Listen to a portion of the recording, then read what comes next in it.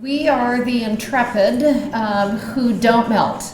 We were willing to come out in the rain. So really pleased to see a nice group for what is sure to be a very rich afternoon of talks, all circling around printmaking and particularly lithography. So I'm Patricia McDonald, director of the Wichita Art Museum, and it's going to be a great afternoon of our Print Forum. And to acknowledge, this afternoon we're gathering in conjunction with the exhibition that we have on view now of Bill Dickerson's lithography. Dickerson being the first elected artist who was part of the Prairie Print Makers centered here in Wichita. You know, for interesting different reasons, unrelated to this afternoon, I've been thinking about Midwesterners recently and the acknowledged traits of this particular region. Midwesterners are people with lack of pretense, an ethic of very hard work, I would say humble, often to the point of stoicism, friendly, and very community-minded. And in Wichita, since we are a city known for our entrepreneurship, we would add to those Midwestern characteristics also creative and daring. And it would be those qualities that were needed for traits to found an organization such as the Prairie Print Makers. So an artist collective that, as they were founded, was really in a regional outpost. So, that list of wonderful characteristics of the people of the plains made sense for artists to come together to form the Prairie Print Makers. And perhaps in reading the literature, the flyer that we created for this afternoon, many of you hopefully are aware the Wichita Art Museum recently, I would say renewed a commitment, but are publicly sharing a commitment that we have to the Prairie Print Makers. We want to explore our city's own artistic roots, but also to deepen our collection. And this afternoon is evidence of deepening our programming as well to the Prairie Print Makers. So a first print forum, and stay tuned. We intend for others to happen into the future. So really great lineup of incredible people, amazing speakers this afternoon. Michael Jon, distinguished print curator here from Minneapolis. Stoops, a veteran print dealer who lives in Phoenix. Barbara Thompson, an independent author, curator, devoted print collector. She is a woman of many talents who wears different hats. She's really, I would say, the best historian out there of the Prairie Print Makers, and that's a dedication she comes to honestly, given that she's the granddaughter of C.A. Seward, who really was the driving force behind the Prairie Print Makers.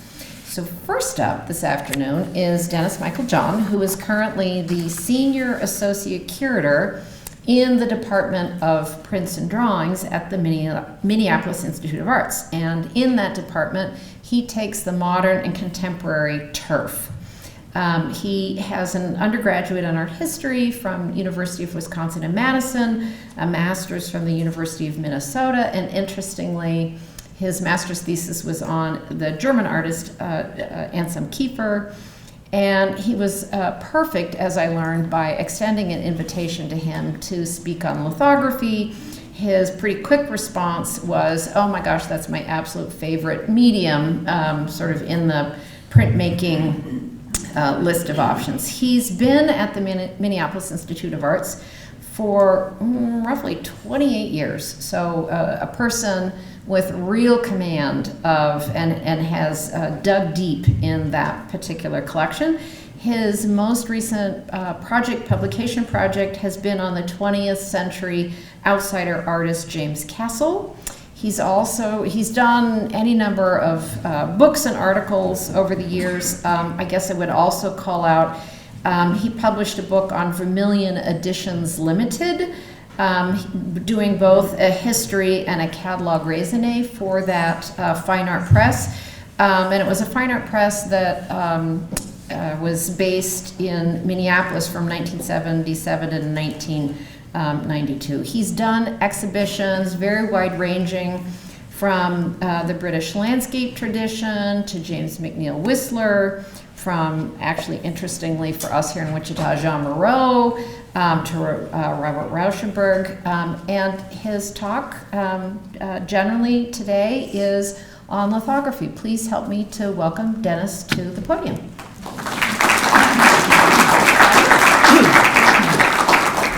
Thank you, Patricia, for that warm welcome. Welcome, everyone. It's great to be here in Wichita. My first trip, first time in Wichita, first time in Kansas. I was surprised by that. Sorry about that. But I've experienced warm hospitality during my time so far, and I look forward to getting to know some of you better after today's talks. As Patricia mentioned, I have a long history at the Minneapolis Institute of Art. I've been there 28 years, and just listening to what she said, it was interesting. I am a modern and contemporary specialist, but sometimes you do have to reach out and do other topics that maybe aren't in your wheelhouse, and it includes Old Master. But I enjoy everything about it. I enjoy everything about what I do as an art historian, and particularly museum work. And as Patricia mentioned, I love talking about lithography. It's actually is one of my favorite media, and one of the reasons is it's because it's so versatile. And if I have my clicker here, then I'm going to put my watch on the podium. There we go. So there we go. So that's the title of my talk today: Lithography's Evolution and the American Print Renaissance. And those are two things that are related but also different, as you'll see.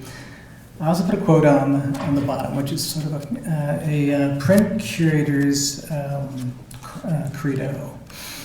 When we talk about printmaking, particularly about contemporary post-war printmaking, it does come down to the best artists making the best prints. And one of the reasons is contemporary artists no longer have to learn technique. They can use the services of a master printer to help them create great prints. It's just something to keep in mind as I go through. Now, this is going to be fairly brisk. I hope you're ready.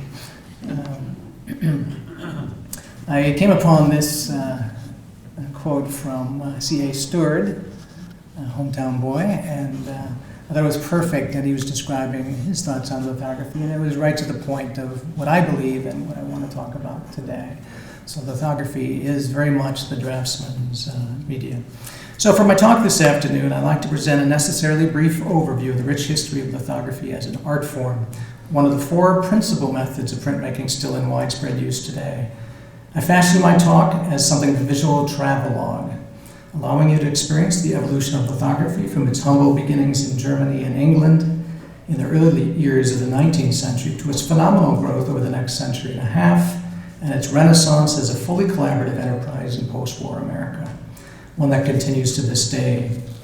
While I won't be presenting a detailed explanation of the technical aspects of lithography, I will explain the basic principles behind lithography and share some of my thoughts on why this medium is such an appealing and fascinating art form, and why it still thrives today.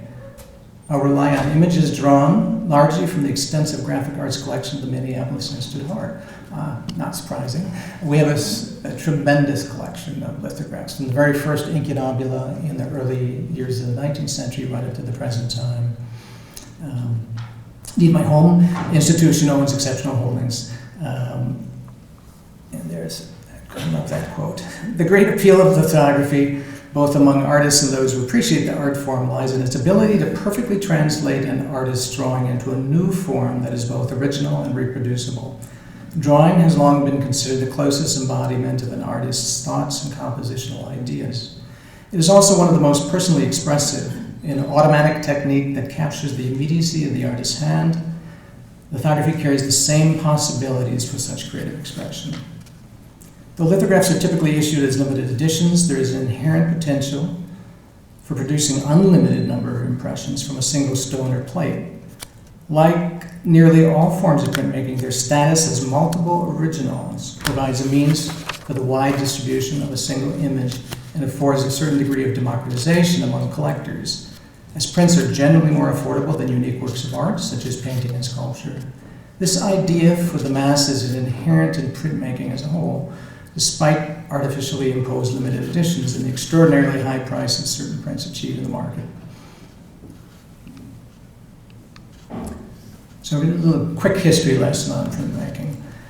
When compared with other major printmaking techniques, lithography's history is relatively brief, as you can see in this timeline. And there we go, right there.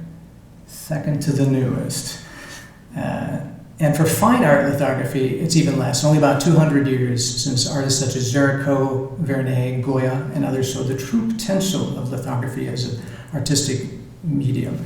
So you can see the oldest goes back to the year 200 CE, AD.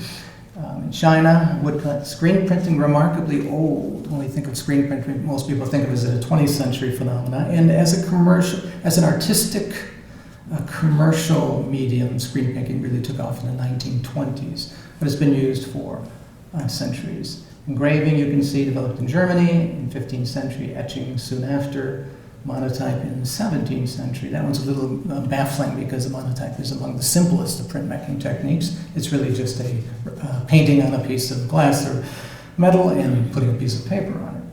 Aquatint, a little bit more technical, invented in the late 18th century. And then lithography, Alois Sennefelder in Germany, and he experimented a while, but he really got it down in 1798. So there he is on the right. Lithography was invented in 1798 by Alois Sennefelder, a German actor and playwright who became consumed with finding a cheaper method of printing his own plays after discovering the expense of letterpress engraving processes. It's true. He was an entrepreneur. He's in his mid-20s at this point, just for perspective. Lithography is the first planographic printmaking technique. It relies on the natural antipathy of oil and water. Sennefelder experiments with various kinds of etching on local fine-grained limestone. Interestingly, he's from Bavaria, and he was using Bavarian limestone, and it's still to this day the most important source for lithographic stone. Most of the quarries have long been quarried out, but it's still the gold standard. So he was lucky in a way that that was the local stone. An approach he later abandoned in favor of something he called chemical printing, in which he wrote on a limestone block with greasy ink, coated the surface with a mixture of water, acid, and gum arabic. He then inked the surface, and the ink adhered to the writing and rejected by the wet portions of the stone. That part is simple. It's the preparation that's quite complex. Multiple impressions could then be taken directly from the surface of the stone. The technique subsequently became known as polyautography. That's a mouthful. That didn't last very long. And finally, from the Greek and the French, actually, lithography. He got around to patenting it 3 years later. And this is just an example I found. I found this in the Harvard University Special Collections. These are from 1803, and these are some of the music sheets I was mentioning that he used his very new chemical printing technique on. So these are among the very earliest, the incunabula, if you will, of lithographic printing. On the right, you can see the lithographic stone prepared with music, a musical score, and then a cover of a music sheet publication, then high detail. The details there to show you how rough it was, because remember, these are hand-drawn stone. It was later perfected. It didn't take long to perfect, actually.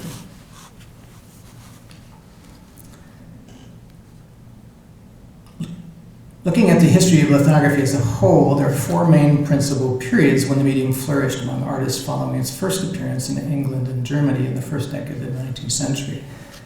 The first flowering was 1815 to 1830 approximately. In France, the second was the 1890s. I'll talk about color lithography. The third was actually in the United States from the 1910s to the 1930s. And finally, post-World War II, the 1960s to the present time. So,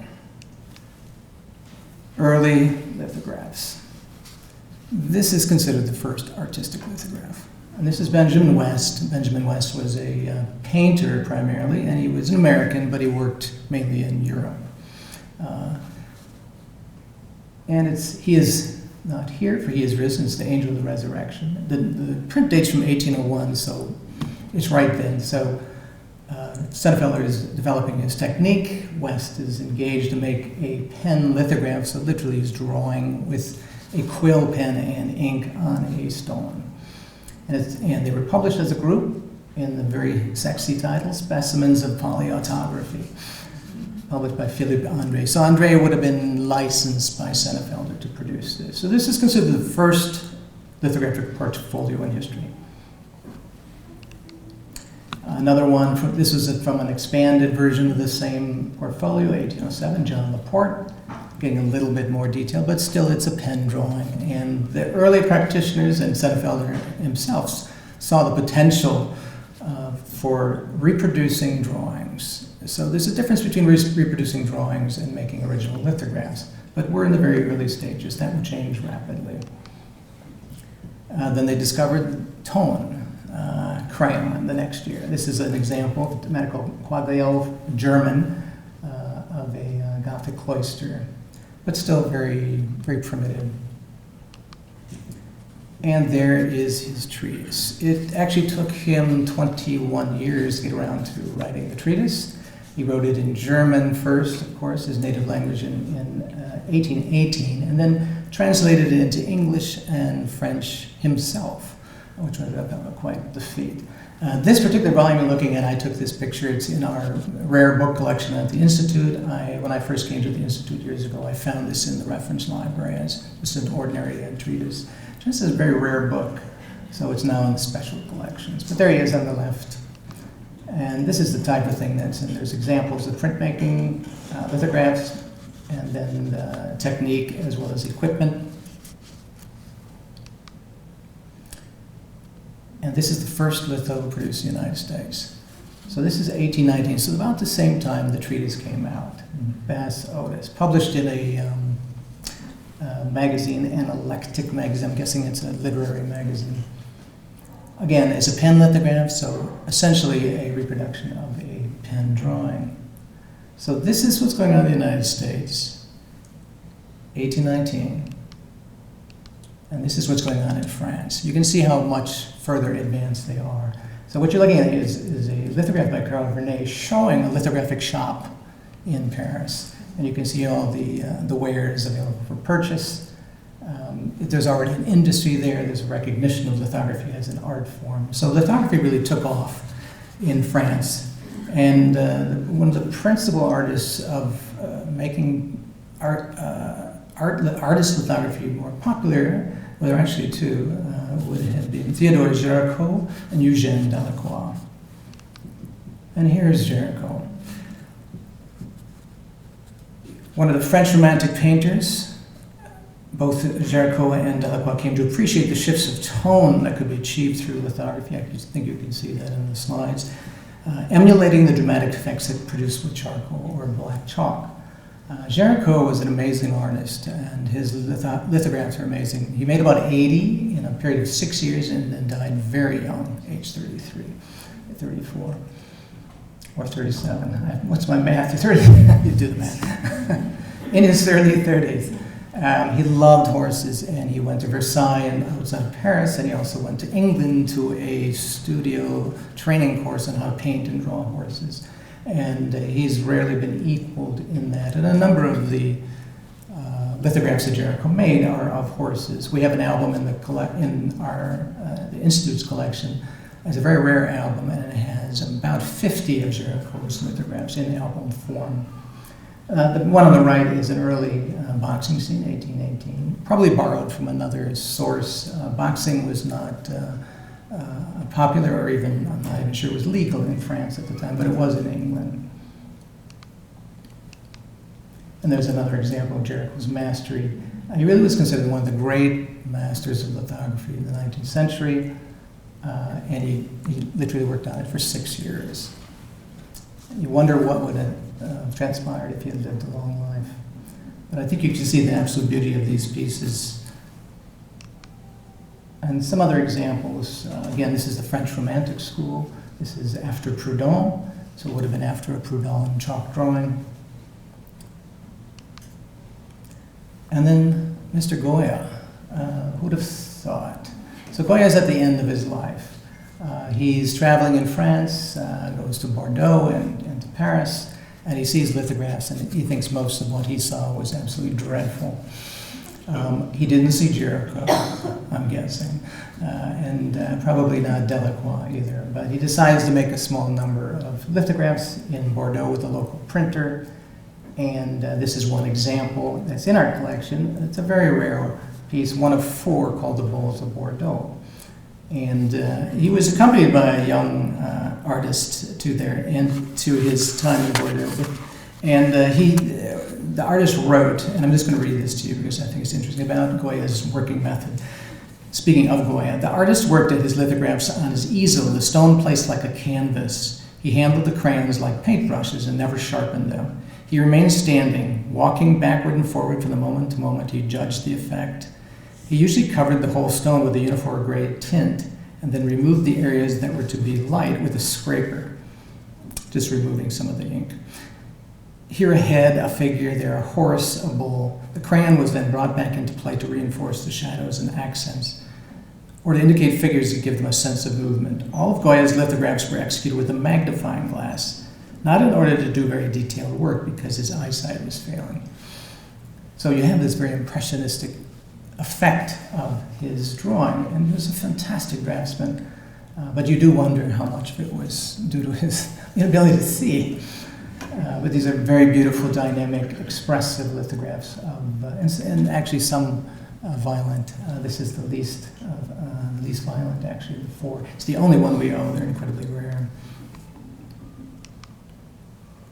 And then Delacroix. Delacroix saw Géricault's prints, was unbelievably impressed by them, and learned lithography.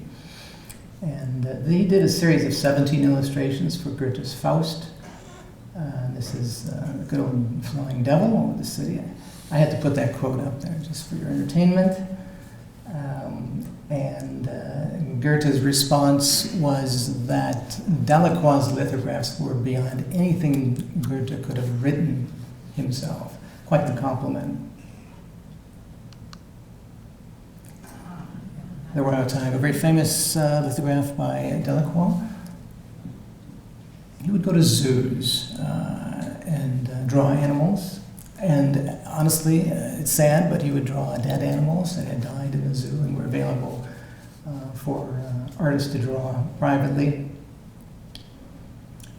Love this piece. And I'm just going to show off a little bit. We actually, at the Institute, own the drawing, the preparatory drawing for this lithograph. And you see it's in reverse. And the reason, of course, is when you print from a lithographic stone, if you're drawing on the stone, when you're printing it, you're reversing the image.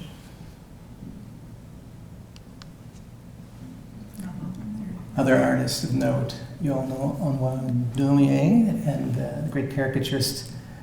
Most of his were satirical, but he also would touch on serious subject. And perhaps his best known print is Rue Transnonaine from 1834 on the right. Documents a massacre of innocent civilians by the French National Guard during a street riot. On the left is more typical Daumier, poking fun at Nadar and his aerial photography. But he produced over 4,000 lithographs in career, which is an amazing number. We have, in our collection, we have 2,500 of his 4,000. And it was all from one collection. The actress Sarah Bernhardt owned, and she, of course, she was based in Europe. And how it came to the United States, we're not sure, but we bought it from a dealer, and we have that great resource. Now, beginning in the 1840s, actually 1830s and 40s, people started thinking about color. And here's a couple of examples: John James Audubon from his quadrupeds, and on the right, one of many from John Gould's Birds. This is from Birds of Europe by Edward Lear. These are lithographs, but they're hand colored. So this was a transition stage. You're still doing black and white lithography. You're handing it over to usually artisans, and usually women did the coloring. And they did a fantastic job. But each print had to be colored by hand. And some of these are in very large editions, either independent editions or as books. Here's another example, George Catlin's North American Indian collection. Catlin was I guess you call him an artist adventurer. He spent 7 or 8 years on probably right here in Kansas, the Great Plains and the West. He met up with 47 native tribes, and he documented their way of life and created not only paintings and sketches, but then this album of hand-colored lithographs in 1844. These happen to be printed in London.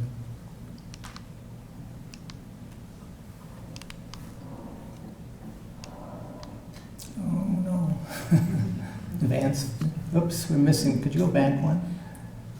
Okay. Oh, no, go ahead. Thank you.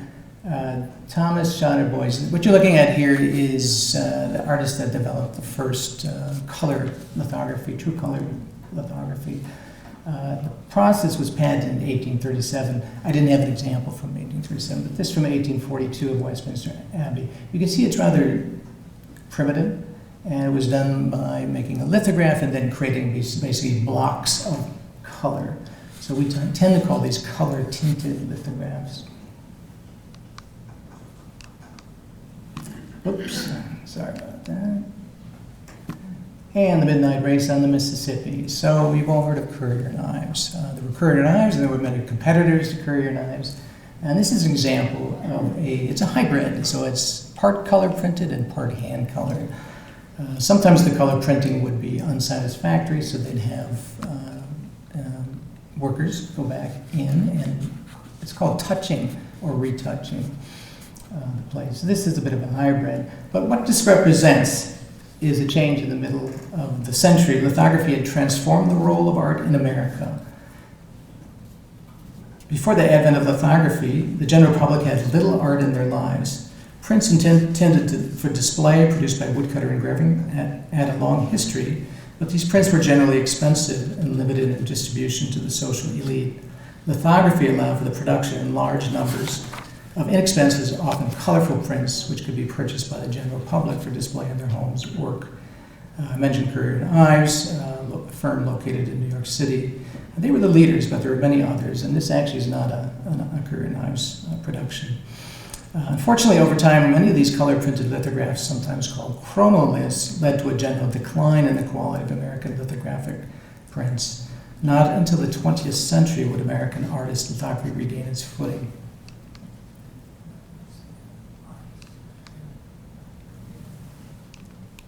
I think you have to advance for me. Thank you. So, meanwhile, back in Europe, this is a work considered one of the great lithographs of the 19th century by an eccentric symbolist artist by the name of Rudolf Dresden. It's the Good Samaritan.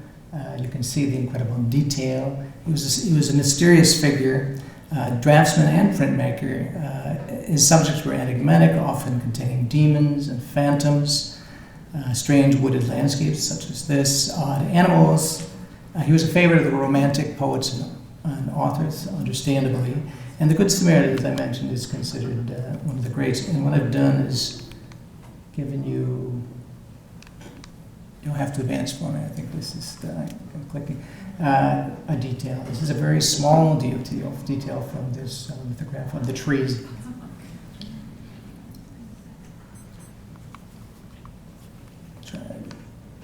And another from the foreground. And you can see the incredible mystery and some strange birds and animals in here. But he's highly collected, and he appears in most major museum collections, including the Institute of Art in Minneapolis. And he had a strong influence on the symbolist artists that came after him, including Odilon Redon, which I'll show you in one second. In the meantime, we have what many consider to be the first modern lithograph, and this is by the great painter Edouard Manet. The Races. I'm not quite sure of the date because he made it and then kind of sat on it until he decided to print it a little bit later in the 1880s. But we're pretty certain about this date. But what's so unusual about this, besides the vigorous drawing, almost modern expression, is the vantage point. So where are we standing? We're standing in the middle of the track about to be trampled. So it's very unconventional and was not well received, but because of that, and Manet did this intentionally, he really wanted to shake things up. He was an innovator both in his painting and printmaking, and we do have this in the collection, and we use it often. I'm actually putting together a show on horses for June, and we'll feature this piece as well. I mentioned Redon, 2 examples from him. One of the great symbolist artist, again using lithography as he would chalk drawing. He called these noirs, and in his own words, he said these are ambiguous and undefinable. You be the judge. The one on the right is from a series from Flaubert's Temptation of St. Anthony. He actually did 3 different versions of this illustrations for Flaubert. And a print we like to use as the perfect example of the Black Manor lithography. When we have classes or when we train for docents, we like to use this. It basically, Black Manor, it's very simple to think about. You create a lithographic stone. You paint ink over the entire surface. So if you would print that, you would print a black box. So in order to get highlights, you scrape away. So instead of working from black to white, you're working in reverse. It's called Black Manor. So he's using a sharp tool to scrape away that ink off the surface of the stone to create the highlights of the woman's hair and hand. And our good friend James McNeill Whistler made a lot of lithographs. The favorite ones, I think, hands down, are these lithotints.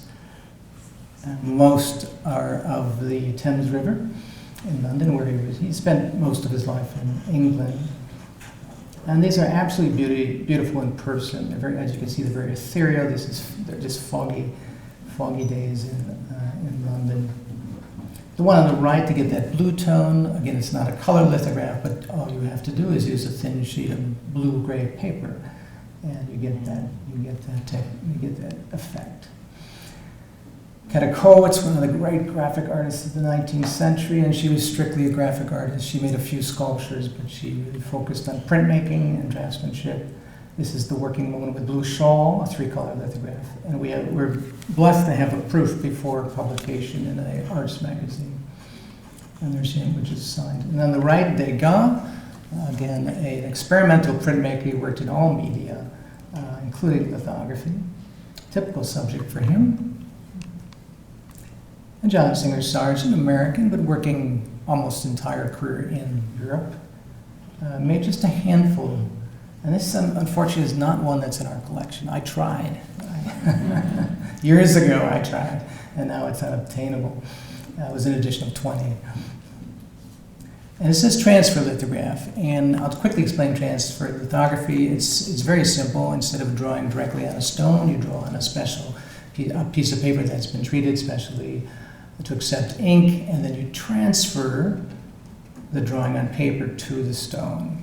It's as simple as that. One advantage is it's a double reverse, so you don't have to account for the reversing of the image in the printing. So, 1890s France.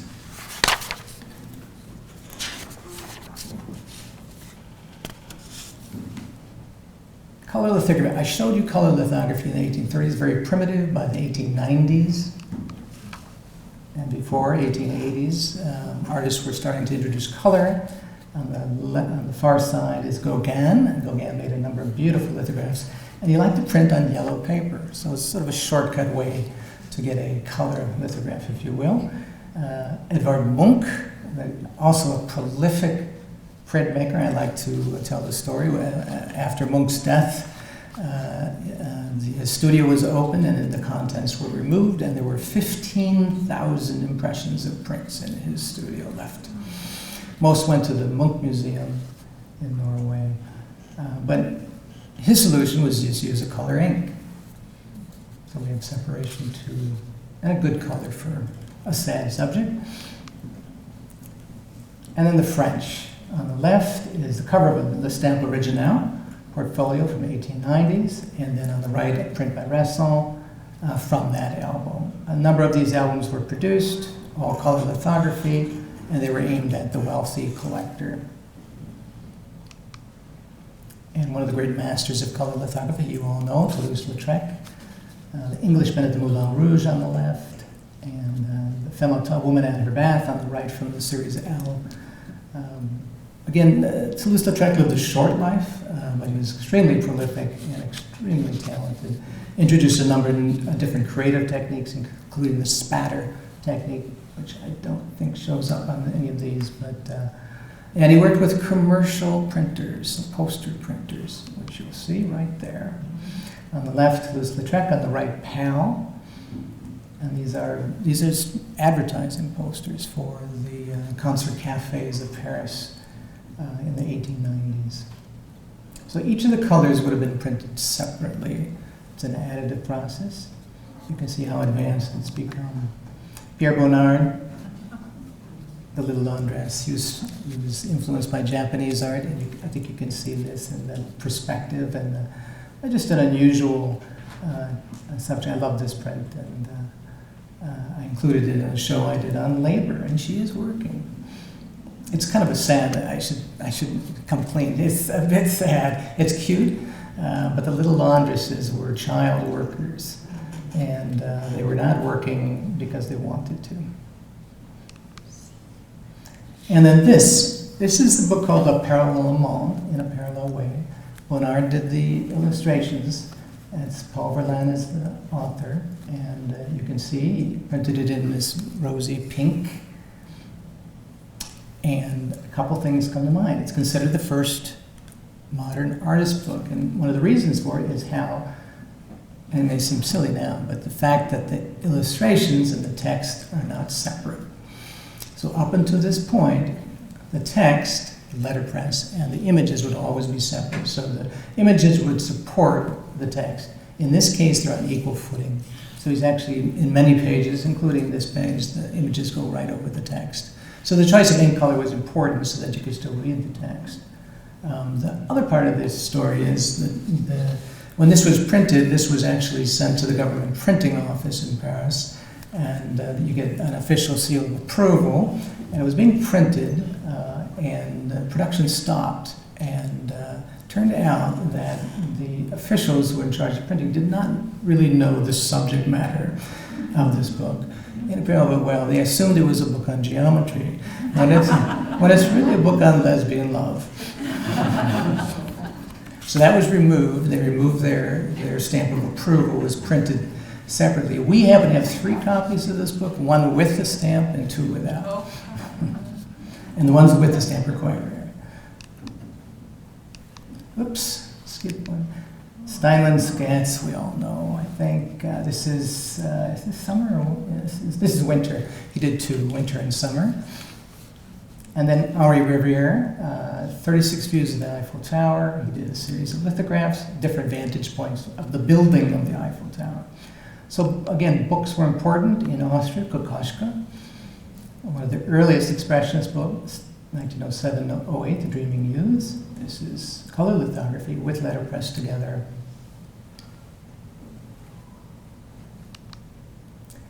Germany, 1908, before the war, Beckmann after the war. Tougher subjects, definitely tougher subjects. This would have been a much smaller audience. We have 2 prostitutes. This is a new acquisition for us, a color lithograph with monotype. So basically, printing a monotype over a lithograph and then adding handwork. On the right, plate from De Hulle. This is Weimar, Germany after the defeat of World War I, very difficult times. And that's Beckmann himself in the bowler hat, encountering a disfigured veteran on the street. Natalia Goncharova, a Russian, working mainly in Paris, influenced by a number of different styles, including Russian futurism as well as folk art. On the left is from a portfolio on war, and on the right, a book of poetry on the city. Picasso and Dix, 2 different takes. So Picasso's drawn a beautiful and sensitive portrait of his 17-year-old mistress. And on the right, Dix commenting on what's going on in Germany in 1923.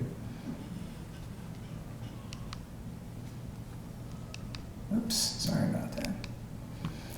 And then two draftsmen, incredibly talented draftsmen, Andre Dero on the left, who began as a faux, but really turned to classicism by this time in the 1920s, I think that shows.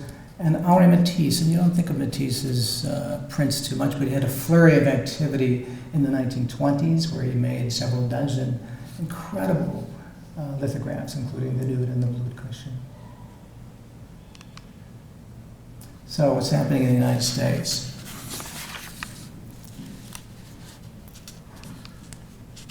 Well, it starts out slowly, but, pretty good. Joseph Pennell, associate of Whistler, trained as an illustrator, and I think that comes through in a lot of his prints, particularly the lithographs. He decided to document the building of the Panama Canal, and that's what you're seeing on the left. So this is the end of the day, hauling workers out of this deep, deep pit on a crane. I love that print. I think that made it to my labor show, too. It's a tough one. 1912. What's interesting is he's doing his own printing at this time. So up until this time, nobody's doing their own printing. There are very, very few artists. It's too technically complex. They don't have the presses. They don't have the stones. On the right, a beautiful image of the Yosemite, also printed by the artist. So what do we need? We need printers, and Bolton Brown is one of those printers. There's very few printers in the United States that would do artist lithographs. And the reason is simple. They had plenty of business doing commercial lithography, but Bolton Brown decided he wanted to be a artist lithographer, and partly because he was already an artist and a printmaker himself. And he wrote extensively on lithography. He made over 400 lithographs during his time. His business would go on, I believe, when did he die? 65, I think. No, 36, but the business went on beyond Brown. Importantly, he printed for George Bellows and Rockwell Kent. And the second private lithographer for artists was George C. Miller. This is actually a lithograph by Hoover of Miller. Couldn't find a photo. There hasn't been much written on Miller. It's interesting. Based in New York, as was Brown, active from 1917 and died in 65. This business went on to his sons. And you can see some of the artists that he printed for. So here is Bolton Brown printing George Bellows. Probably Bellows' best known print, perhaps, the Staggered Sharkeys. This is new to our collection. We're very happy to have acquired that Staggered Sharkeys. He lived directly across the street from what were called a men's club. It was below street, a place where you could drink and be rowdy, and they had illegal boxing matches. Boxing was not legal at the time, and they were called stags, of course, men only. It was based on a painting in the Cleveland Museum of Art from 1908. Notice one thing he removed. Anyone see it?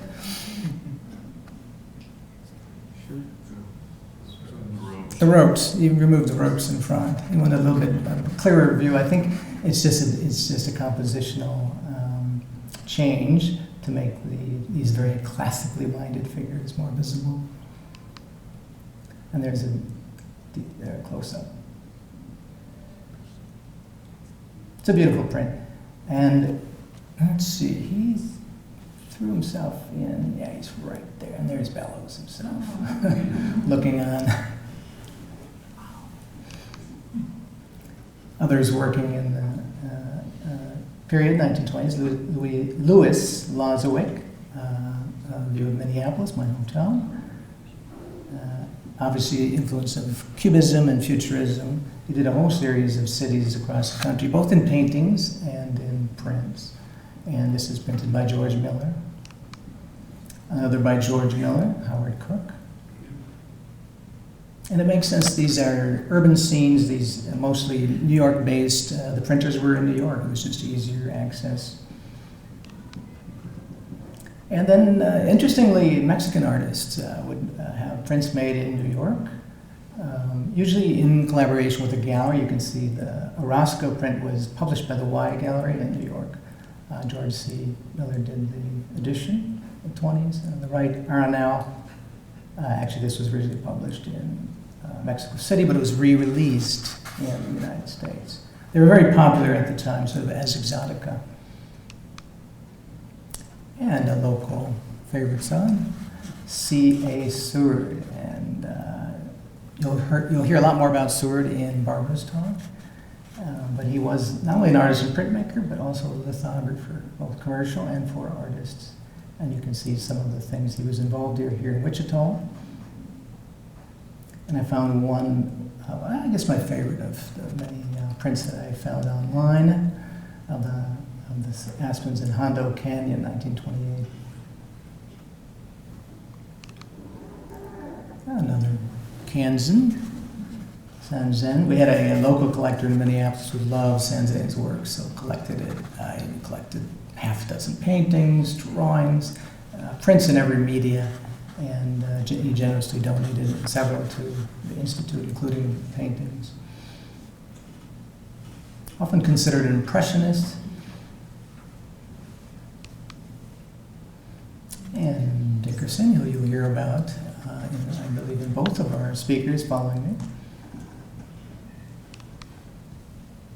And then I found this. B.J. Norvell, we know well because he spent some time in Minneapolis. He actually taught at the Minneapolis School of Art, which is in the was in the Institute and now is next door as the Minneapolis College of Art and Design.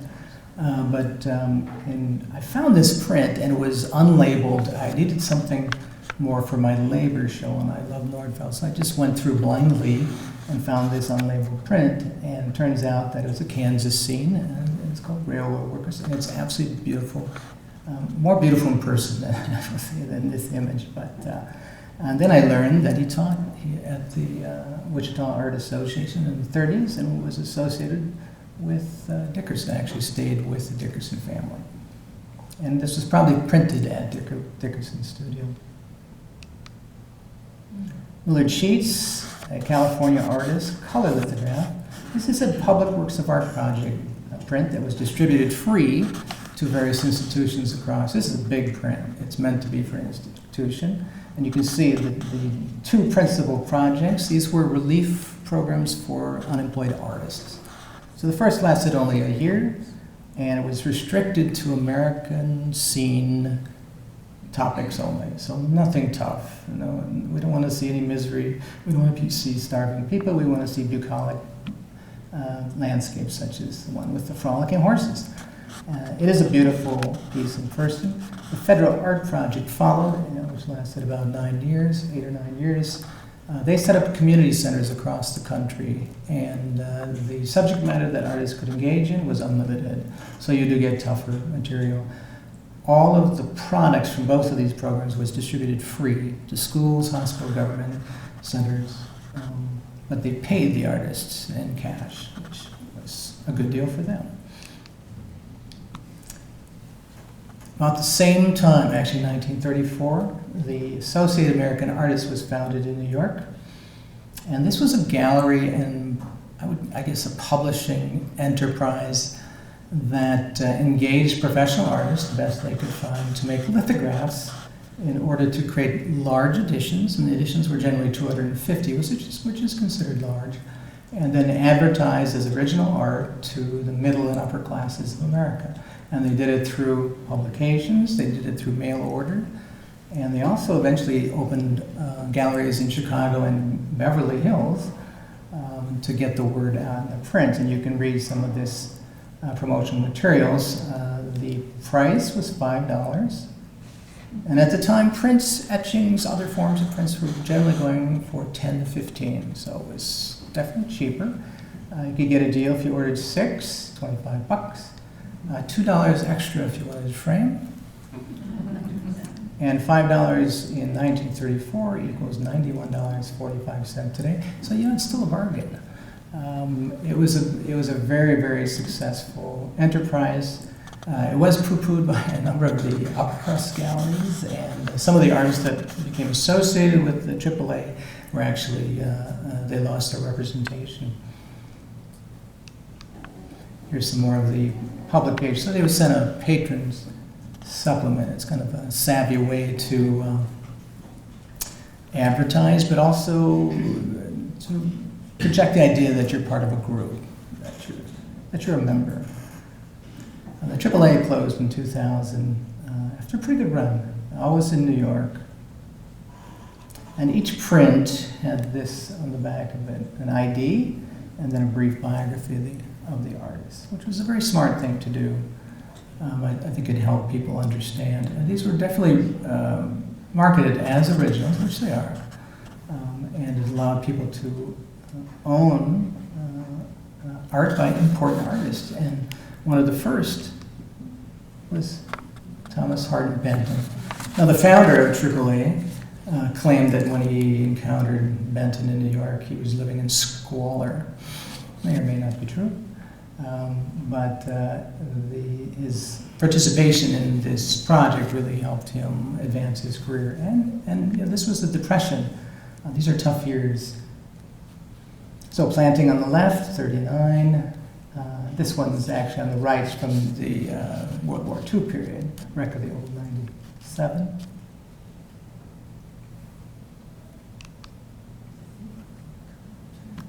And another Kansas artist, John Stewart Curry, Stallion and Jack Fighting, 1943. On the right is a study for the stallion, which is in our collection.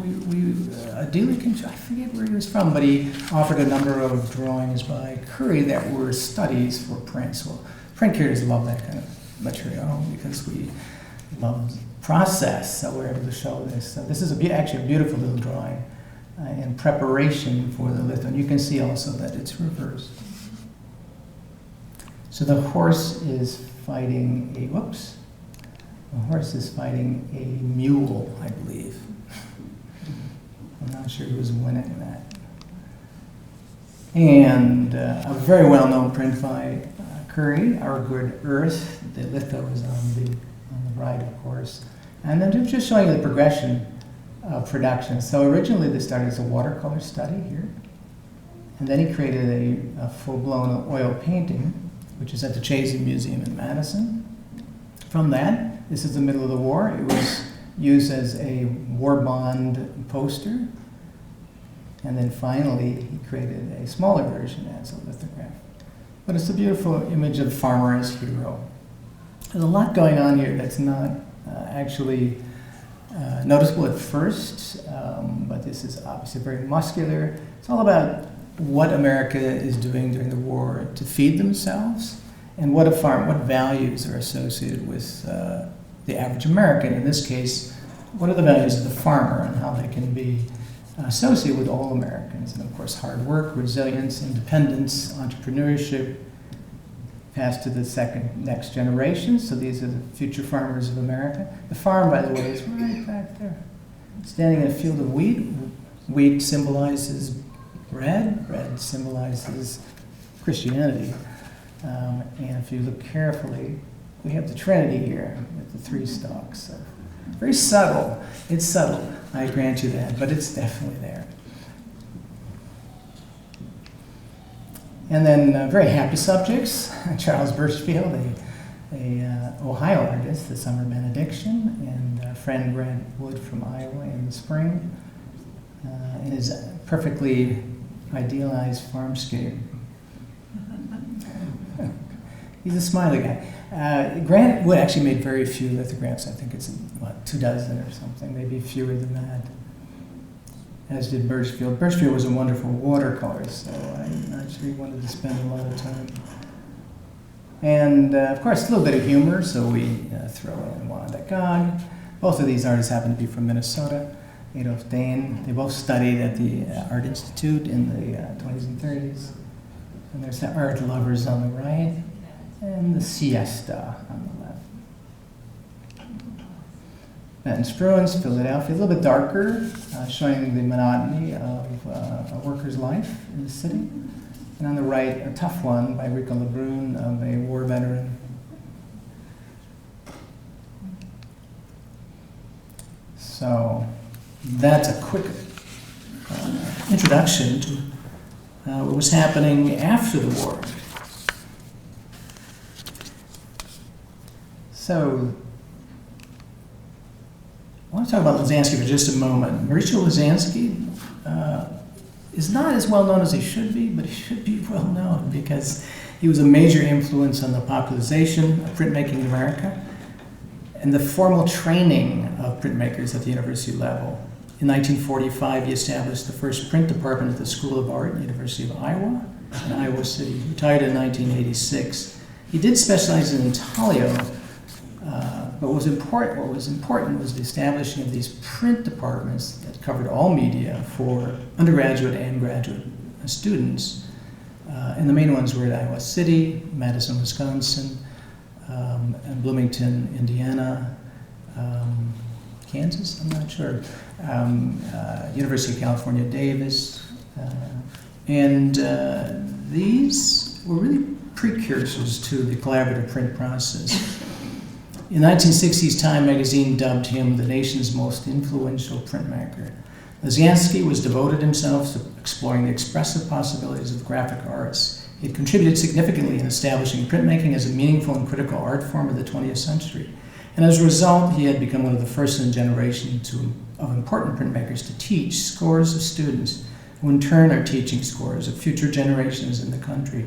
For all these reasons, he is considered to be one of the fathers of 20th century American printmaking. On the left is a caricature by Warrington Colescott, who was actually one of my professors at Madison, and he did satirical prints. And here is Lazansky arriving.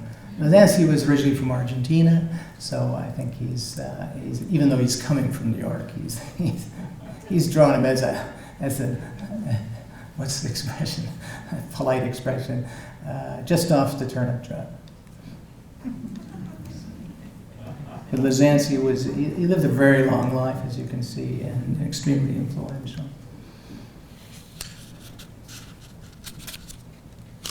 The advent of collaborative print workshop in post-war America marked a sea change in how original prints were produced, marketed, and appreciated within the larger contemporary art world. The principal idea behind collaborative printmaking was to team an artist who would be responsible for initiating a creative concept and design with a master printer who would contribute technical expertise, specialized knowledge, and at times artistic guidance. These two individuals would then work together as a team in the studio to produce an edition print that represented the contributions of both parties. By providing technical expertise and assistance to painters, sculptors, and other artists unfamiliar with printmaking, the collaborative print workshop gave artists a powerful new creative outlet. Printmaking and publishing would be combined under one roof, with marketing responsibilities assumed by the workshops themselves or in partnerships with galleries. And part of this effort was to raise the status of printmaking within the larger contemporary art market. A prevalent viewpoint among avant-garde painters and sculptors working in the 40s and 50s was that printmaking was a minor art form and the domain of artisans and dilettantes. Believing in the sanctity and uniqueness of the art object, many regarded the fundamental nature of printmaking, its dependence on technical process, its capacity for mass production, and its reproductive capabilities as an impediment to achieving artistic goals. Things have changed.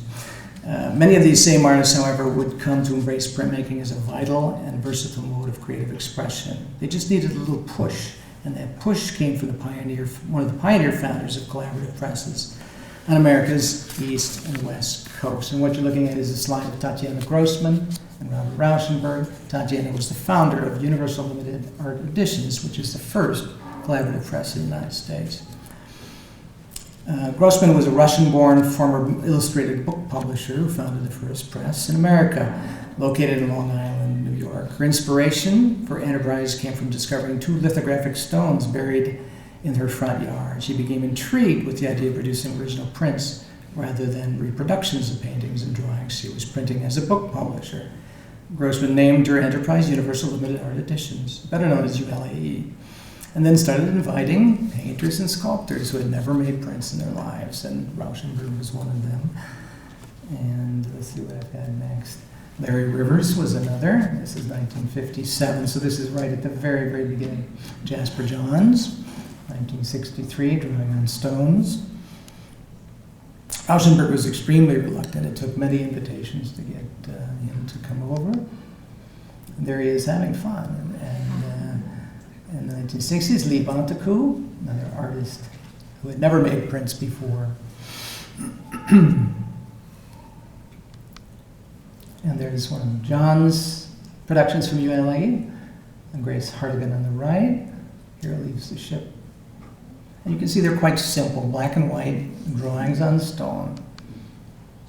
Rauschenberg was extremely experimental and innovative, and this is maybe his most famous print. There's another I'll show you in a minute that's perhaps equally famous. It's called Accident. And what had happened in the production of this print, the stone actually broke in the press. Instead of abandoning the project, he just bound the two pieces together. And you can actually see the little fragments of stone down here, and printed from it anyway. And then this is the crack, by the way. And he called it Accident. He loved the idea of chance in art. This is Larry Rivers, Lucky Strike, Jasper Johns. This is actually based on a painting that he did of the same title. That's why it's called Painting with Two Balls. Introducing color, but simple color. If you notice, there's 3 colors plus black, but none interact with the other. This is a very basic color lithograph. There's no blending, in other words.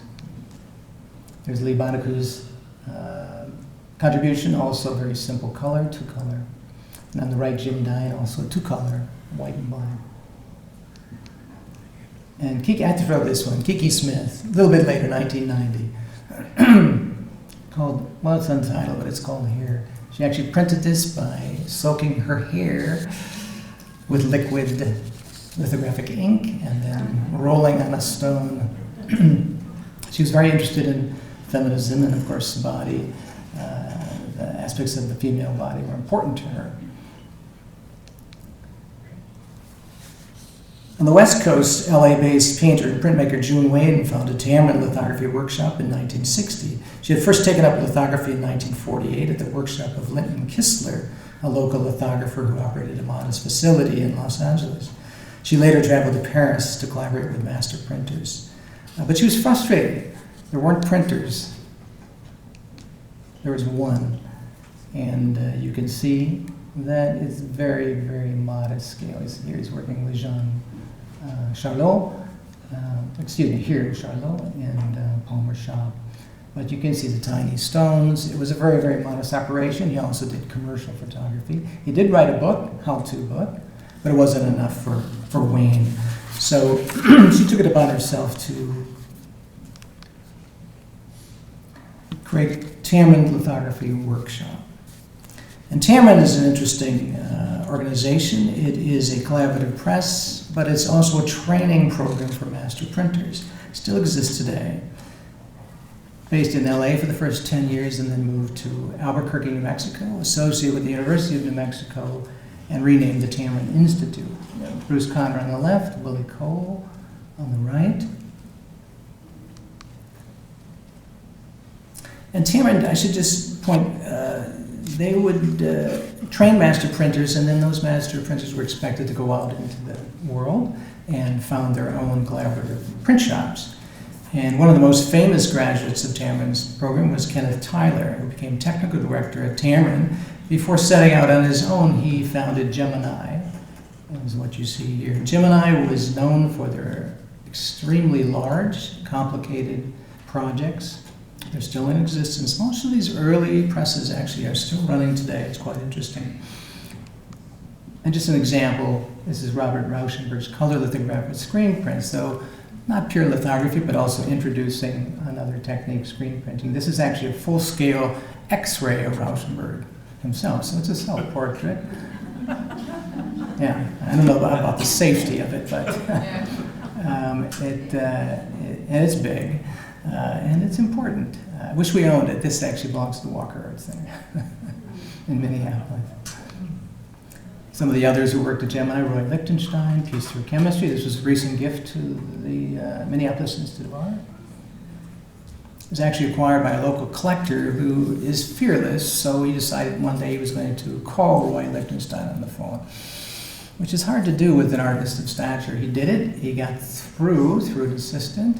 And he asked if he had any impressions of Piece Through Chemistry. He really wanted this print. As it turns out, the artist did have an artist proof and was willing, after some cajoling, was willing to sell that proof to my collector friend. Dickerson and I died 2 weeks later. So it was a sad story, but it's also a good story for the Institute. This was given immediately to us. So it's kind of, whenever I look at this piece, I think of that story and I think of him. James Rosenquist, who just recently passed away, by the way, working at other studios. So as the large studios got rolling, and the master printers were trained, other studios were established. Hollander's Workshop in New York, Sirius Edition in Los Angeles. Oops. Bruce Nauman at Sirius, and the anti-war imagery. David Hockney, these are pretty well known, his swimming pool series. He was British but lived in Los Angeles, loved the good life, and swimming pool series. The Tyler graphic. So Ken Tyler opened Gemini, he stayed 8 years, and then moved to the East Coast to establish Tyler Graphic in Mount Kisco.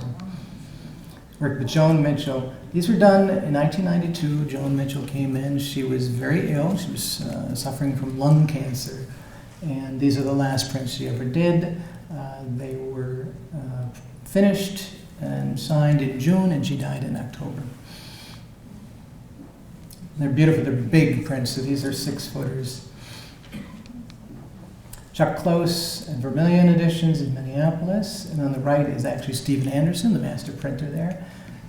Forever in print, courtesy of Red Grooms, the Croissant Crusher. And then the press right here. I'm sure you have many, but I'm familiar with Mike Sims' Lawrence Lithography Workshop. Kansas City, Missouri, just over the line. Established in 1970. A little bit different. He's a contract printer, meaning he doesn't invite artists in for residencies, but he will print to whomever comes to his press. And then in Minneapolis, we have a very fine collaborative prints workshop, High Point Editions, and there's some images. On the right is the American artist Julie Moretu, who came in 2004 to produce a beautiful print for us in Tropia Review. Full disclosure, I'm on the board of the High Point Editions as an advisor. This is a nonprofit, one of the few nonprofit presses. There's very few nonprofits. There's maybe 3 or 4 in the country. And then Julian Buffalohead at High Point, a Native American artist, produced this beautiful print, The Trickster Showdown, combination of lithograph. These are absolutely beautiful, beautiful print. This is a large print. And finally, I want to just conclude by saying I think that was hopefully that was a good review of the history. When I do history, by the way, for the docents in the museum, it takes 3 to 4 hours. That was a very abbreviated history. But I wanted to end with this. This is 2 prints by the British artist Sue Coe, a very well-known political artist who was doing a residency at the University of Minnesota. And she was working with students, and they were working very directly with tush, liquid lithographic ink, and pens directly on stones, training the students how to produce. And she made these in a period of 2 weeks, and then came over to the museum, said hello, and gave them to us. And it actually is our first 2 works by Sue Coe. But going back to the very first quote that Seward mentioned, that lithography is really designed for people who draw. And I think these 2 prints really show that. Thank you very much.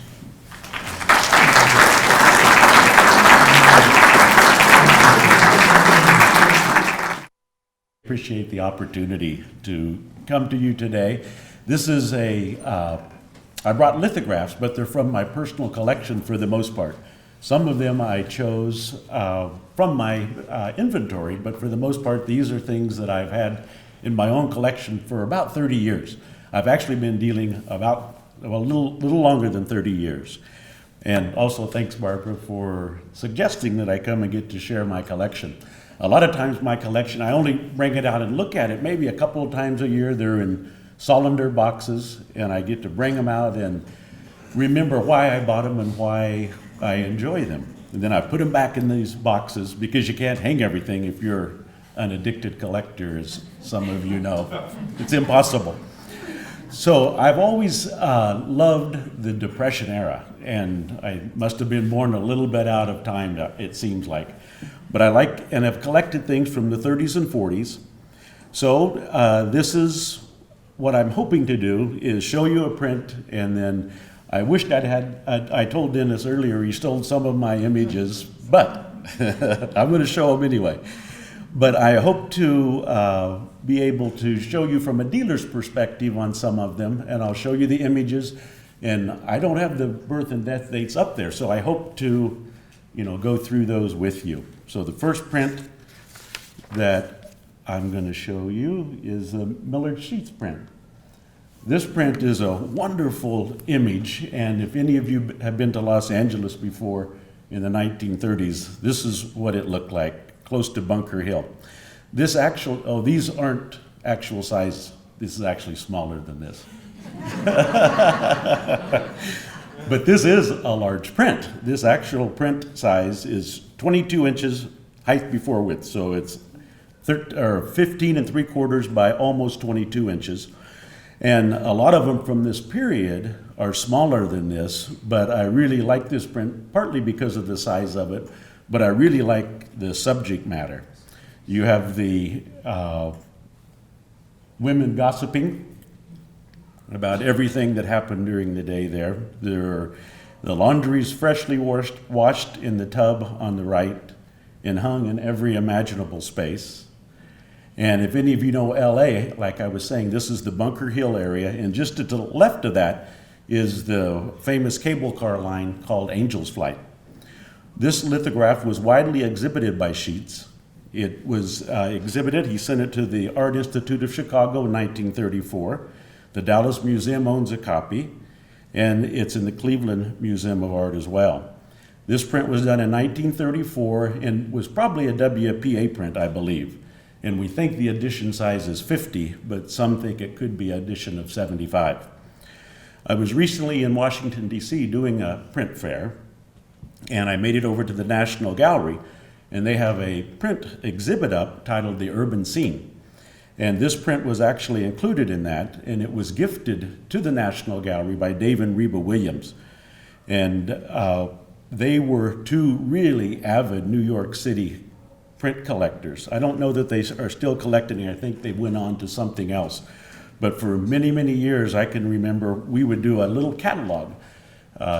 Sue and I and our two kids, we would have the kitchen table out, and we would stuff, lick, stamp, and label assembly line style all of these catalogs to mail out. And then I would just wait to hear from the really dedicated collectors, of which Dave and Reba were two, and sometimes their curator would call.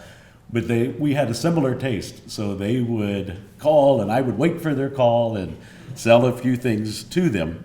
But I just think that it's a wonderful collection that they amassed, and a really great gift that they've given to the National Gallery.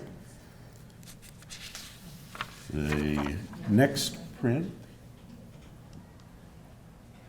and all of the prints that I'll be showing, of course, are lithographs. And Dennis, I really appreciate, like Patricia was saying, that was a really great overview.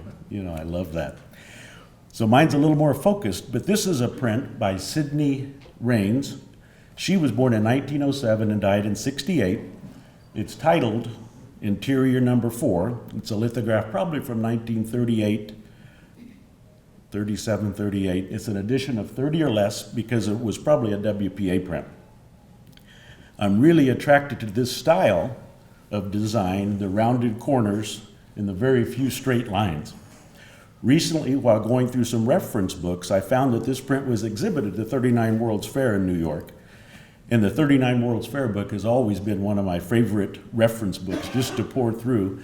It was actually a compilation and reprinted maybe in the 80s, but it was all three categories: the painting category, the sculptures, and the printmaking. So if you get a chance to get a hold of that book and can use it as a reference, it's wonderful. But I found this print pictured in there. So I really was surprised. I actually didn't have a title on it until I found this. But Sydney Raines studied at the Art Students League under Hugh Breckinridge, and you'll hear a bunch today that she also studied under Thomas Hart Benton.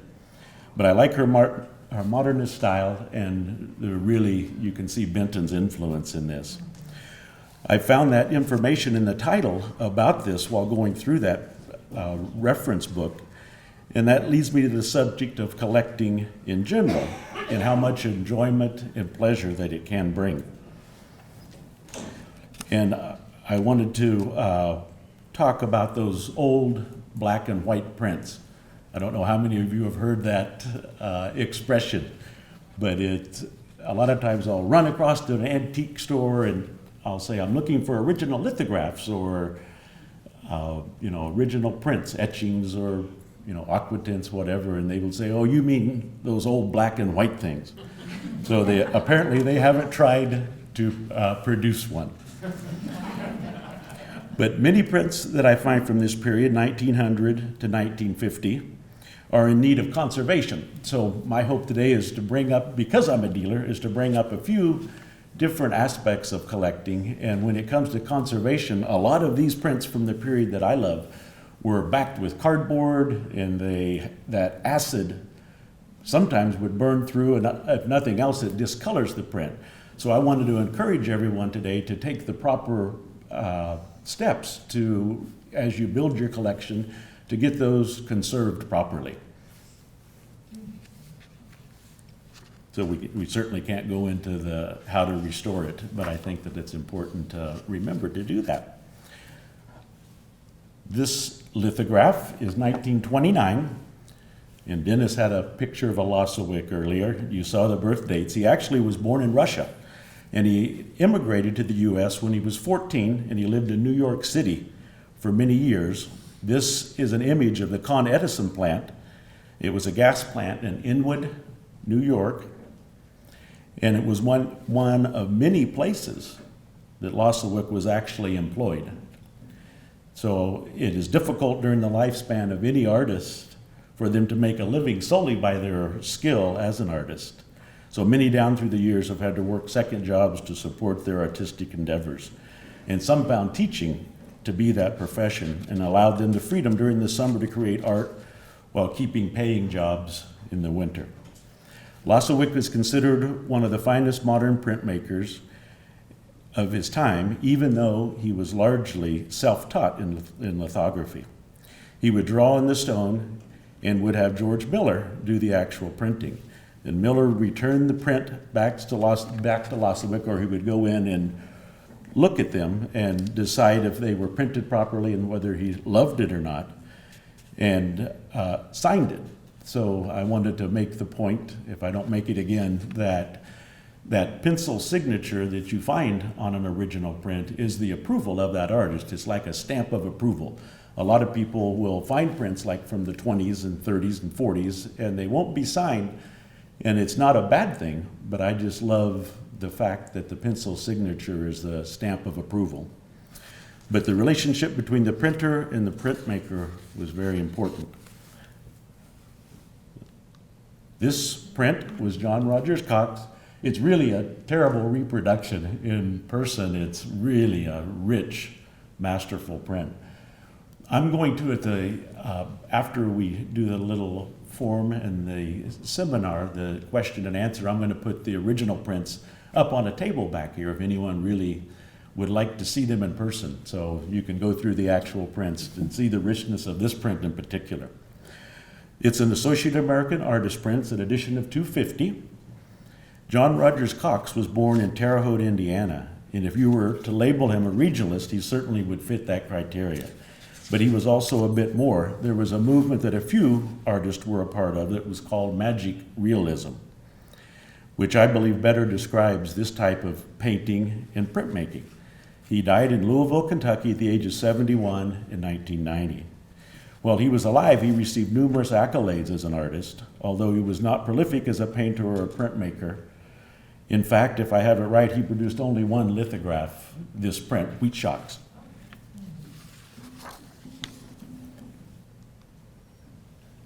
This is really a neat print. It's Bernard Steffen. He was a Kansas artist. He was actually born in Neodesha.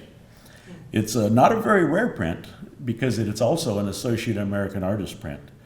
But he was born in 1907 and he died in 1980. I like it because what I think the thing when I start talking about the things that I've set back and have saved, they're things that remind me of older times, what things I used to do, and some of them bring back fond memories, some of them not particularly fond. This one is not all that, it's a memory, but it's not a fond memory, because a couple of years in the summer, when I lived in Dodge, I would work, I think I was maybe 14 and 15 in the summers. I would go to, I was farmed out to a farm. My parents thought that would be best for me. Turns out it was okay, but they were long, hot, boring days. And the man I worked for was in Bazine, Kansas, and he would put me on the tractor in the morning, and he expected me, which I did, to go round and round and round this field. And sometimes I would look off in the distance and he would be watching me with binoculars, so making sure I was going round and round. But then he would come and get me for lunch, and then we would do the same thing again in the afternoon. So it brings back memories. I sold some prints also to make the point of, I think people collect things that bring back memories and sometimes fond memories. I sold some prints about 2 weeks ago or so to a man in Arizona. He is a professor at the U of A, but George Albert Burr is an Arizona artist, maybe some of you have heard of. And due to his fondness and familiarity with him, he wanted to acquire a couple of the prints that he had had when he was young, and he remembers them hanging in his home. As it turns out, I had 1 or 2 of the images that he needed. So I mailed them to him, and he loved them. And then the 2 prints that were hanging in his home, it turns out he has 7 siblings. And those siblings passed those 2 prints around at an allotted time for each family to own, or to enjoy. So it's really, sounds a little complicated, but they do it. But now he has a couple of prints now that he owns, that he bought from me, which I think he's going to really enjoy owning his own. And in fact, just 2 days ago, he called and found another one on my website that he likes, and he said, my wife is going to kill me. So he bought that. But we told him that we wouldn't tell. This, I think Dennis already made a pretty good point about this, but the print Haying was published by the Associate American Artists in New York. During the 30s and 40s, they were doing some really important printmakers, not only New York printmakers, but John Stewart Curry and Grant Wood and Thomas Hart Benton. And the edition sizes were supposed to be editions of 250. And I think they were an honest group. Sometimes you'll find one over and over and you'll say, well, they must have printed more than 250, but we'll believe that they only printed 250. But during the Depression era, when things were very lean, it's been said that they would print just 50. And if that print was successful, they would then go back and use the stone and do another 50, and so on until that print was finished out, until that lithograph was completed. So I thought that was an interesting fact to have about the Depression era. And like was already pointed out, those were $5, and they would come signed, and they would come with the little placard. But there was another print publisher called American Artists Group, or AAG Printmakers. These prints were priced at only $2.50, and they came to you unsigned. But to get them signed, you could send that print back in with $2.50, and they would sign it.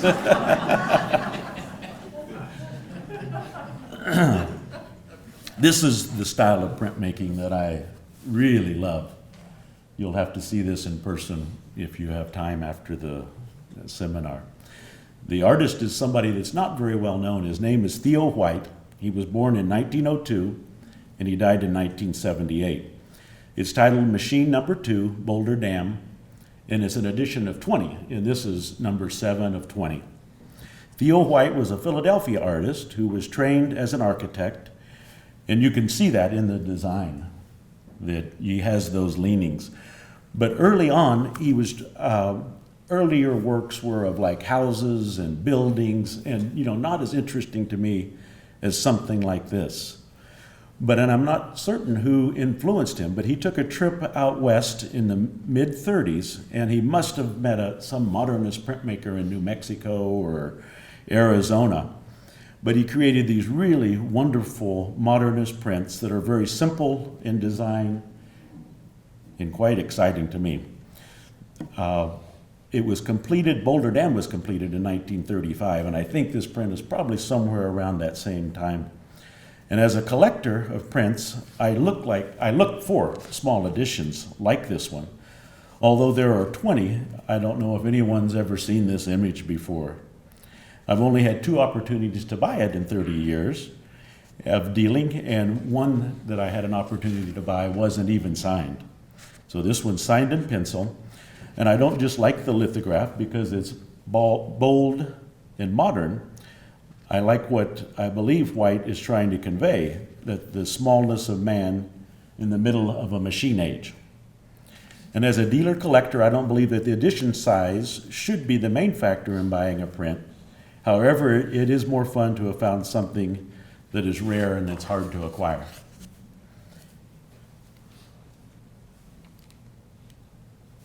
This print is pretty neat. I bought this 30-some years ago. Harry Sternberg is an artist that was born in 1904. He died in 2001, titled Steel Town, and it's 1937. The edition is very small, maybe 10, maybe a little more than that. He was born in New York City. In the age of 9, he took classes at the Brooklyn Art Museum. He attended the Art Students League from 1922 to 1926, and he actually began teaching at the Art Students League in 1933. And in 1935, or I guess in 33, he began teaching there in 33, where he remained for 35 years. He was part of the Federal Arts Project beginning in 1935, and in 36, he was awarded a Guggenheim Fellowship, and he spent that year studying the conditions of the workers in the coal miners and the steel mills. This image location of this print, titled Steel Town, is probably somewhere around Pittsburgh. And Harry told me that it's meant to be a commentary on the life of the American steel worker, whose home was a company-owned shack, and in the factory, you can see the church in the center, and he probably spent some time in the bar every day, and there is the cemetery. And he really never ventured far from this circular routine. I first met Harry in 1987 or 88 in his studio in Escondido, California. I had called and had made a morning appointment for 9 o'clock. And when I arrived, he was already busily working in his studio and asked if I'd like a cup of coffee. And he poured me one and asked if I'd like something in it. And I replied, no, just black. And I watched him reach for a bottle of Jack Daniels to pour in his own coffee. So I said, I'll have just a little. And that's how I drink my coffee every morning now. Just kidding. But I may start. As a dealer interested in art from the 30s and 40s, many of these artists were still alive when I first started. But sadly, all have passed. And I really cherish the memories of meeting some of them and the wonderful stories that they told me. And also, I wished I'd had a tape recorder because I just can't remember everything that was said. Russell Sherman was born in 1906 and he died in 1989. It's titled Estes Park. It's 1938 and it is an edition of 10. Russell Sherman studied at the Art Students League in New York City and the Kansas City Art Institute. Thomas Hart Benton was his teacher at both schools, and we can clearly see Benton's influence again in this lithograph, Night in Estes Park. During Sherman's life, he exhibited at the Pennsylvania Art Academy and also at the Denver Art Museum. He was another artist who has fallen through the cracks. His is certainly not a household name, but during his life, he was very well connected to the art world and had galleries in New York City that were handling his art. I purchased this print in '86 from Russell while visiting him in Denver. He lived on Logan Street. Ice skating was really Russell Sherman's first passion, and he owned and actually operated and taught at his own skating rink in Denver. And by the time I'd visited him, he'd already sold the rink. But on a personal note, I love the moodiness of this lithograph with its moonlit night in Estes Park. But it reminds me, having grown up in Dodge, that most of the young people there, we dreamed of leaving Dodge and moving to the mountains of Colorado. I got the hell out of Dodge, as they say. Aaron Bowrod. This is titled The Head of a Woman. It's a certainly 1930s print that he has done. It's an edition of 5. This is number 2. Bowrod was born in Chicago on the west side, and he studied art at the Art Students League in New York, as well as the Art Institute of Chicago, where his biggest influence turned out to be John Sloan. And I think we can see mainly the subject matter is more Sloan-esque than the style. But Bowrod developed his own style, and he was a bit looser than Sloan. And Sloan encouraged his students to paint what they saw around them, and Aaron did just that. He returned to Chicago and he painted street scenes, he painted buildings bustling with people, the L, and burlesque shows. He was chosen to be a part of the National Academy of Design, a very prestigious organization, and in 1951, and he was given full membership in 1953. After John Stuart Curry passed away unexpectedly in 1948, Bowrod was chosen to take his place at the University of Wisconsin-Madison as the artist in residence, where he remained for 25 years. Aaron is represented in every major museum, including the Art Institute of Chicago, as well as the Whitney Museum and the Metropolitan Museum in New York. And he's best known for his regionalist style. I first visited Aaron in 1987 when he was still painting. And the thing I remember most about his studio was he had hundreds of little tchotchkes, these things that he had bought at garage sales, he told me. But just every imaginable, you can't imagine everything that you could think of. Little figurines, little trinkets, just stuff was everywhere on all the shelves and the desks. And they turned out to be props for his trompe-l'oeil paintings that he painted so wonderfully. He began creating those trompe-l'oeil paintings in the 1950s, all the way up until his death in '92. And when I would visit, he would allow me to go through some of his flat files, which was a real joy, because I was attracted to his earlier work, and like most artists, he was most excited about the things he was doing then. So I got to go through, and I'd make little stacks big stacks of paintings and prints and oil paintings and watercolors, and I really enjoyed that part of it. And he would sell them to me only on one condition, that I would offer them at a high price. So it was his way of, helping me get started, and it was very kind of him. They were great gifts to me. And also he looked a little bit like Santa Claus. He was sort of a rotund man with a white beard, and he gave me some really wonderful gifts. John DeMartelli.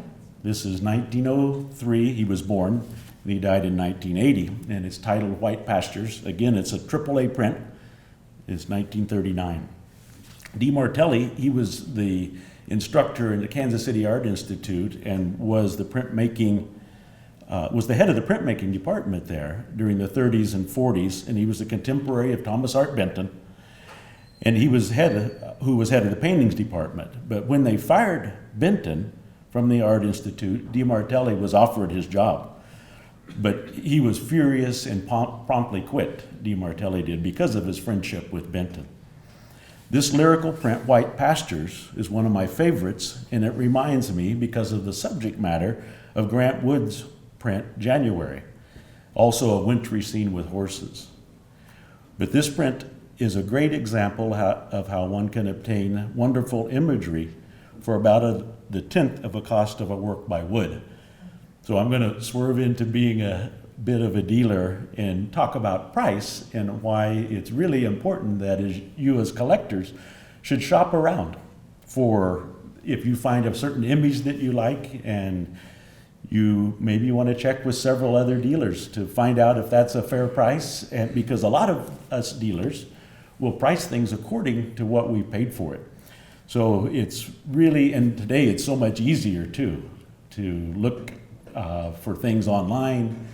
And in the old days, you would have to go to a print fair, or you would have to go to that person's shop. But now you can look online and search the web. And I think that it's also important that you deal with a reputable dealer, someone that is willing to send you a print on approval. That's something I love to do. I'm not tooting my own horn. I think a lot of dealers will do that with you. But it's the sign of a reputable dealer, in my opinion, because condition is such an important part of print collecting. So you want to make sure that it meets your approval. So I think you can get it sent on approval, or at least deal with someone that'll give you a full refund when you receive it and you're not happy with it. Because, they can be little tears, little rips, possible little holes, and I think that's important to be able to discern that for oneself.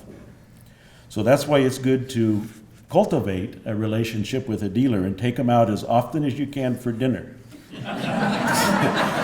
Oh, that's... a dealer really can help you build a collection, one that you can be proud of, but they're able to know your wish list too, and they'll call you when they find something that you might need. Sam Wilkson. This is titled Gypsum, Kansas. It's 1958, it's edition of 12.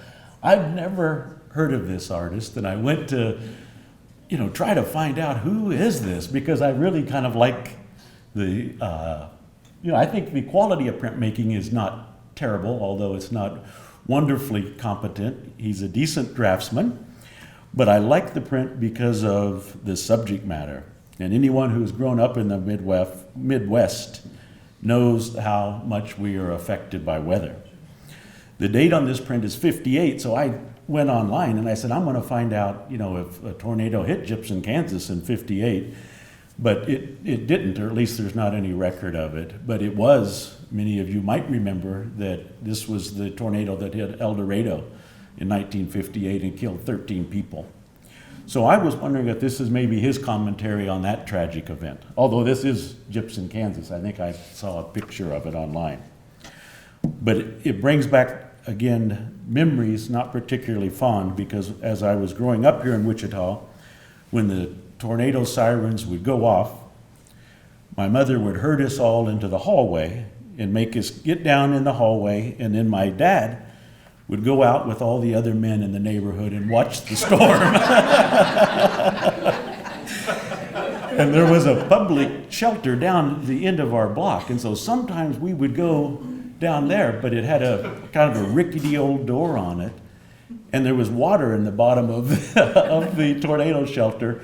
And one time there was actually a water moccasin swimming around in the bottom. So it reminds me of something when being terrified as a child, I guess. But this lithograph by Sam Wilkson, when I tried to find him, like I said, I couldn't find him, but there is a record of some very famous family that lived back east during the Civil War. Frank Wilkson was decorated in the Civil War, and he was photographed by Matthew Brady, the famous photographer. And that Wilkson was said to have settled in Gypsum, Kansas after the war. And his obituary mentions two sons, one of them which was a Samuel living in Gypsum. And I may be taking a leap, but I'm assuming this man was our artist. Gypsum's still a very small community of probably 500 or less. This is a print I don't think very many people have seen, and I really, really like it. It is an edition of 10, and it's titled Holy Rollers, and it's by Louis Friend. He was born in 1905, and he died in 1999. I met Louis and his wife Elsa. It must have been around 1986. A friend and I went to visit him in Eureka Springs, Arkansas. And it was quite an eye-opening experience because I'd never really met an artist that had done such powerful and interesting things to me. So he would pull out things and I was just completely amazed, and I purchased this from him at that time. And he played a very big part in my early development as a dealer. And I liked the subject matter of it, but Lewis intimated that because he was in the war, that he was able to go to school in Colorado Springs on the GI Bill. So he was very thankful for that. And it looks as though this preacher in the image may be giving a hellfire and damnation message. I'm not certain. With that gnarled hand and the tight fist. And I've had a little experience in a church service like this. My grandmother, who we called Granny Gray, she lived in Oklahoma, in Pawnee, Oklahoma. And we would go to visit her as kids in the summer. And when we attended church with her, we exposed to a service very much like this one. Granny Gray was really a colorful lady. Early in her life, she married a Native American from the Pawnee tribe. And needless to say, this was I forgot to point out, she was 100% Irish, and he was Native American. That was a volatile relationship, if you can imagine. So he was actually a dancer in the Pawnee Bill Wild West show. And it turns out he was an artist. I have a little article about him in 1937 where he had a one-man show in San Francisco. So I think liking art is a little bit in one's blood, isn't it? His name was Henry Moses, and I love the print, not only because of its dynamic composition, but because it's a small edition. And not that it's that important, but I like to find things that very few people have seen. This is another Lewis friend, 1905 to 99. He did these prints after he had got out of the Colorado Springs Fine Arts Center. I think it was maybe in the late 40s, possibly early 50s. But this print depicts the lynching of a black man. The title is Descent from the Cross, and you think it might be a religious subject in the first look. But of course, the lady you can see has glasses on down here in the bottom center. So it's a very poignant image. And I've had this in my collection since I bought it from him. And it was a really strong commentary on social injustice, particularly from that period of the late 40s, early 50s. I was thinking that as you build a collection too, that you might think about who is going to inherit that collection from you. Is it going to be a museum, or does your family also enjoy printmaking or collecting art? So I think that's something to keep in mind when you're purchasing. My next print is Call to Repentance, William Lloyd Wolfe. He was born in 1913. He died in 1965. This is a WPA print, so it's an edition of 30 or less. William Lloyd Wolfe was a Midwesterner. He was born in Nebraska, and he ended up in San Francisco. He was said to have moved there in 1930. There are records of his employment by the Federal Arts Project, and I believe this print is part of that. He is represented in the DeYoung Museum in San Francisco. This print depicts a street preacher apparently preaching at a street light, accompanied by the Salvation Army Band. Certainly many artists from this period are not household names, but they documented America during a very turbulent time. This image, or the image in this print, was something often seen on street corners around 1935 during the height of the Depression. It wouldn't be uncommon to see panhandlers and labor strikes, food lines, soup kitchens, and maybe someone preaching on the street. The prints that were produced by the WPA were some of the most powerful artworks being created in America. Great art from that period can still be collected today. And I think it's quite affordable. While exhibiting at the Capitol Art Fair in Washington, D.C. last month, I had a conversation with Ingrid Rose, and she's a conservator and also an author. She did the catalog raisonné on Warner Dravis. But I asked her, why did you guys choose these particular prints? Her collection is made up now of 30s, 40s, and 50s American prints.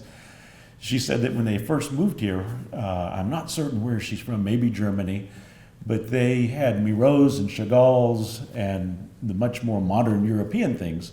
She said when we saw the American scene printmaking, she said we just fell in love. So apparently he worked to pay the bills and she worked to buy art. So apparently there are some collectors that are very intense and intentional. This is another Kansas artist, Kenneth Adams, who I really like. It's titled The Spring. It's 1946 and it's an edition of 100. Kenneth Adams was born in 1897. He died in 1966. He was one of the more important artists to come from Kansas, in my opinion. He was born in Topeka, and although he was an active member of the Prairie Print Makers, he was never asked to make a gift print. I would like to have had him asked. It would have been fun to see what he created for them. Several Prairie Print Makers were known to have take sketching trips out to the Southwest, and many fine prints were produced from this subject matter. He survived serving in World War I. He attended the Art Students League in New York City, the Art Institute of Chicago, and he also studied in France and Italy in the early 20s. And at some point in his career, he was drawn to the artist community of Taos, New Mexico, where he turns out to be the youngest and last member admitted to the Taos Art Society. His printmaking style alludes to the fact that he was influenced by the Cubists while he was in Paris, and it's also, he was known to be good friends with another Cubist painter and printmaker, Andrew Dosberg, who lived in Woodstock, New York, and also in Taos, New Mexico. I just like the Cubist approach depicting northern New Mexico's Native American women getting water from the spring with the adobes in the background. The next print is Peter Hurd, who was also an associate member of the Prairie Print Makers. Peter Hurd was born in 1904 and he died in 1984. This is titled Saturday Night, and it was an edition of 36 from 1930. Peter Hurd was born in Roswell, New Mexico, and in 1924 he attended the Pennsylvania Art Academy. He took private lessons from noted artist and illustrator N.C. Wyeth, and he ends up marrying Henrietta Wyeth, who was N.C.'s oldest daughter, in 1929. And he married into a very famous family because, of course, Andrew Wyeth was Henrietta's brother. The home where Peter Hurd lived with Henrietta in Pennsylvania became Andrew Wyeth's studio. And Peter took Henrietta back to his native state to live in a little town called San Patricio, New Mexico. Maybe some of you have been there. During the 1930s, he was vying for post office commissions and was successful in completing murals in Alamogordo, New Mexico, Big Springs, and Dallas, Texas. So he's a successful muralist. This print is titled Saturday Night. Hurd created another print similar to this one titled Mexican Fandango, in which he masked out the reveler in the foreground. But I like this depiction best, and if we can all be a little honest, who hasn't been there?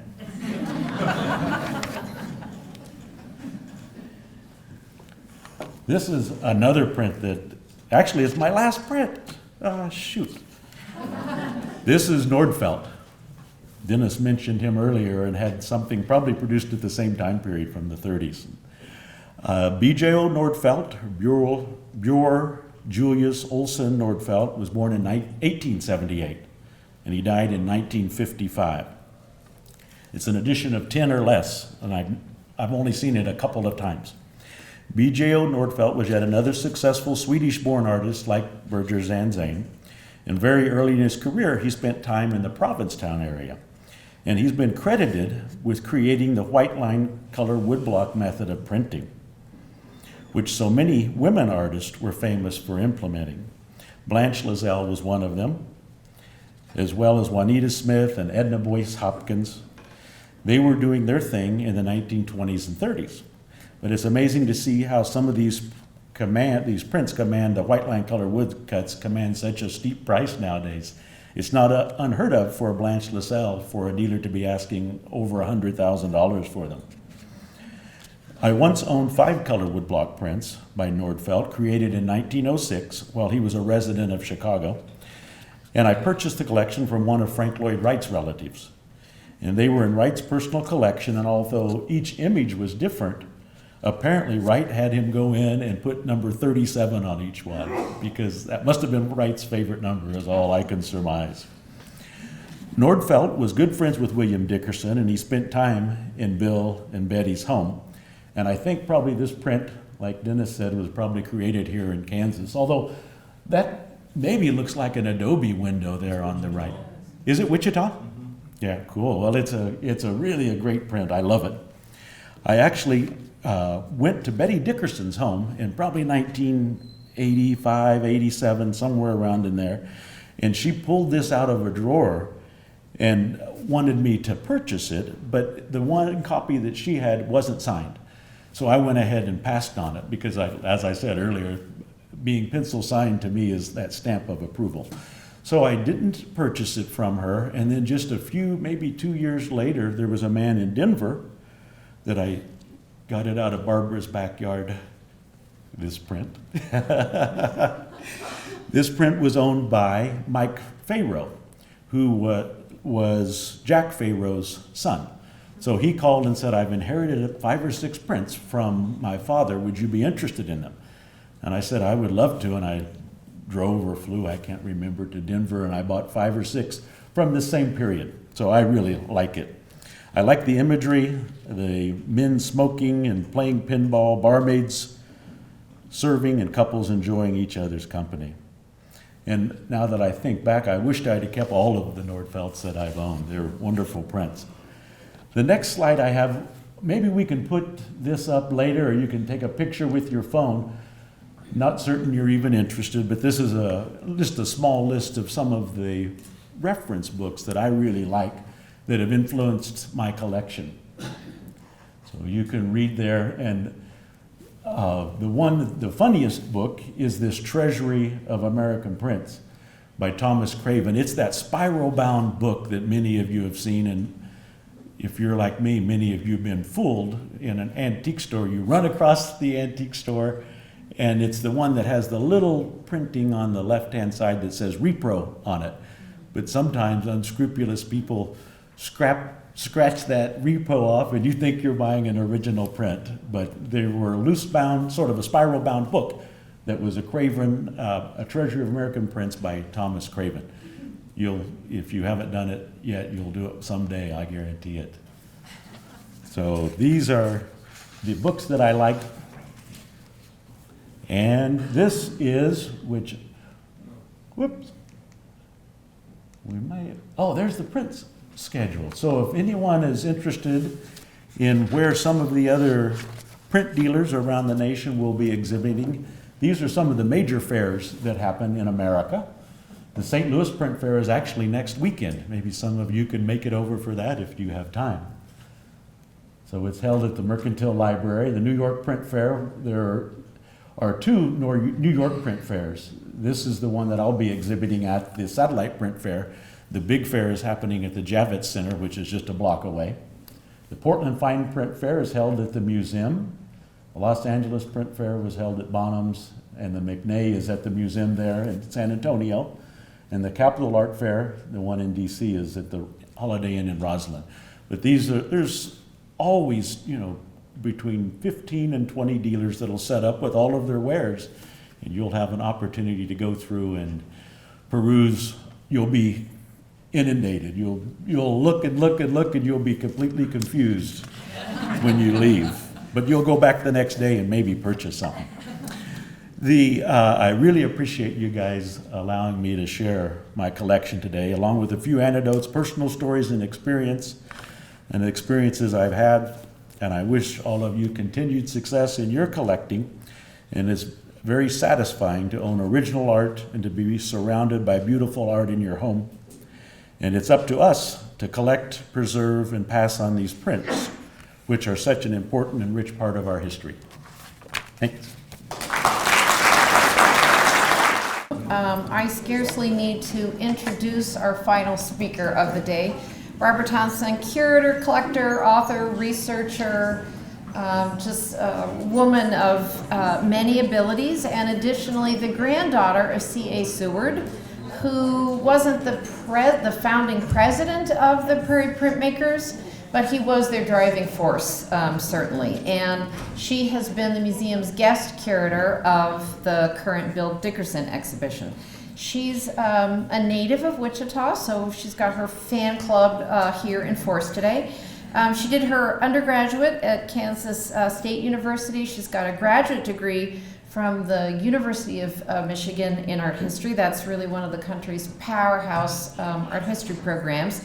And she worked in leading design firms here in Wichita and in Denver as well. At a certain point, she transitioned, and she had a decade in the art museum profession where she headed education departments, and that was at the Cranon Art Museum, that's part of the Cranbrook Academy, and then the Jocelyn Art Museum and the Denver Art Museum as well. In recent years, she shifted yet again to become really a very devoted scholar of American prints. And for example, she's the co-author of the 1980 book, Prairie Print Makers. She has a book on Lloyd Foltz and 2013 book, In the Middle of America, Prints and Printmaking, C.A. Seward and Friends. She researched and wrote the book that accompanied our museum's Arthur Hall exhibition last year, and she's also written the book that accompanies our Bill Dickerson exhibition. And as a matter of fact, if you don't yet own that book, she's going to do a book signing during our reception following the talks this afternoon. So, Barbara Thompson.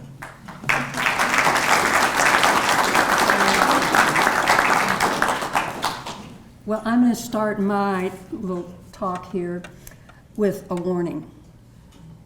And the warning is that when you find a Bill Dickerson print, it may have a title that's not the same as the one in the catalog.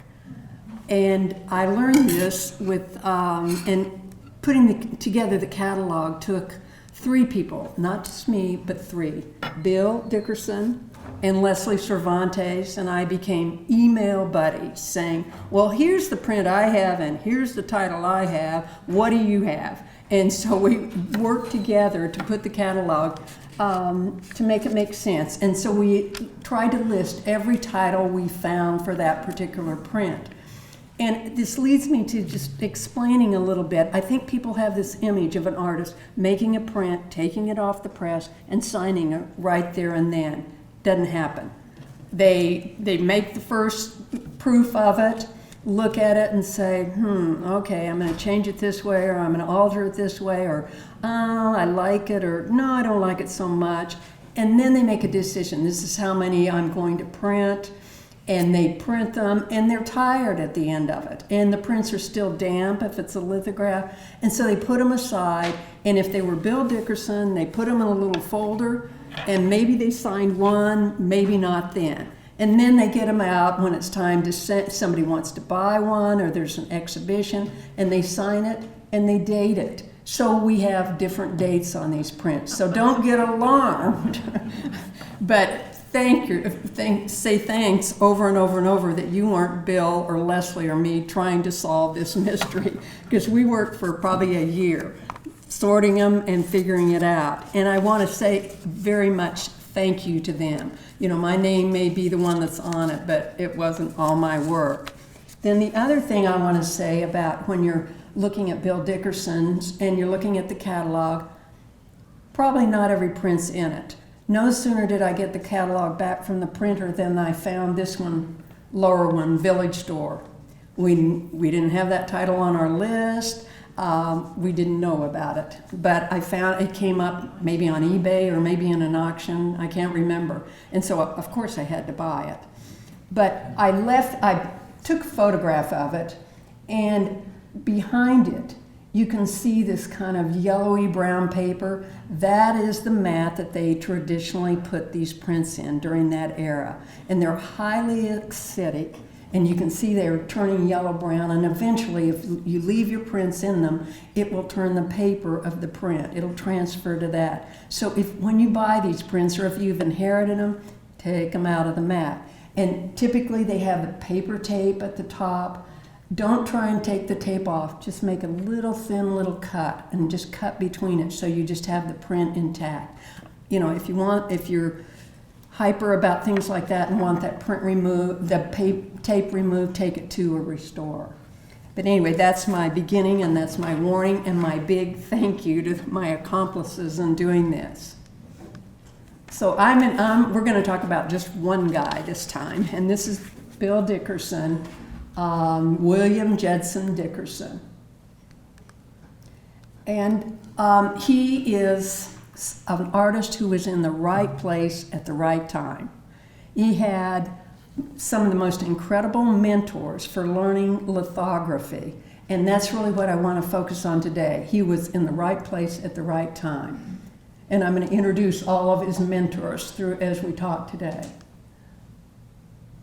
He was born at the beginning of the 20th century, really important. So he grew up during the First World War, and this is pretty much where he grew up, 142 North Exposition. These photographs I took when we were in Wichita last year, and that's his house. Behind the house was his studio. The drive that's right here on the right, if you look across that's where the railroad tracks were. And it's on the west side of town. And this is just sort of a photograph of what Wichita looked like. And on my slides, I've put what the population of Wichita was, because I think it's interesting and it's part of his life. But this is where he was. And he attended Wichita. It was known as Wichita High School then, but I called it East High for those of us who went to East High. And I put a little star on him. He made a choice between becoming an artist or a baseball player. But he clearly states what he's going to do in his high school yearbook. He is the artist for the yearbook, so all those cartoons are his. And everybody wrote what they intended to do with their life. And Bill says, drawing, my hobby, my pastime, my work, my watchword. And that, he stayed true to that his entire life. When he was in high school, his teacher would have been Gladys Bates. And she and my grandfather, C.A. Seward, who's the man on the right, were buddies. And they had a mission. And their mission was to build the art programs in the school and for the schools to have original art on their hallways. I don't know where all of you went to school, but I went to Robinson Junior High. Some of my favorite prints are still hanging on the wall of that junior high school. There's a Walter Phillips that I still remember, and I hunted and hunted to find that print. But so, I mean, it was a wonderful experience for all of us who went to these high schools. I know some of you may know the collector Phil Onschitz. He's from Wichita originally, and he now lives in Denver, and he has his own museum. His collection is so large. And I was at some event or something talking to him, and I said, where'd you get started on this? And he said, I used to sit at those boring programs in junior high school in the auditorium at Robinson and look at the Sanzane paintings.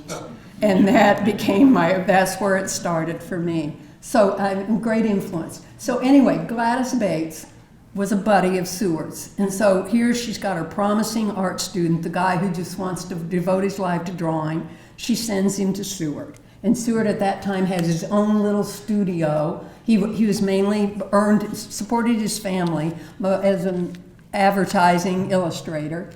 And that's where probably he met Bill Dickerson, or Bill Dickerson wandered in and met him. And his studio was in the building down below. And then eventually, right about the time they met, he joined in with Walter Vincent and developed the art department at Western Lithograph. And this is the center of Bill Dickerson's life. This is a little bit more about Seward. His prints in the center. Over on the right is what the studio would have looked like and what it did look like in Western Lithograph, the building, and then where my grandparents lived on Holyoke Street. And in the background, my grandfather loved New Mexico. And so what he did was build his studio, a little adobe studio in the back. And that's where all of these artists met and worked and learned to make prints. And Seward had two rules. He was a mentor to not just Bill, but also Clarence Hotved, Lloyd Folds, Chili Caps, Herschel Logan, and Arthur and Norma Hall. And he had two rules for him. And I think they are what made him such a magnificent mentor and teacher. And they're ones that Bill were just, says how influential it was. He talks about technical performance, and he was a stickler for that you really knew what you were doing when you were making a print.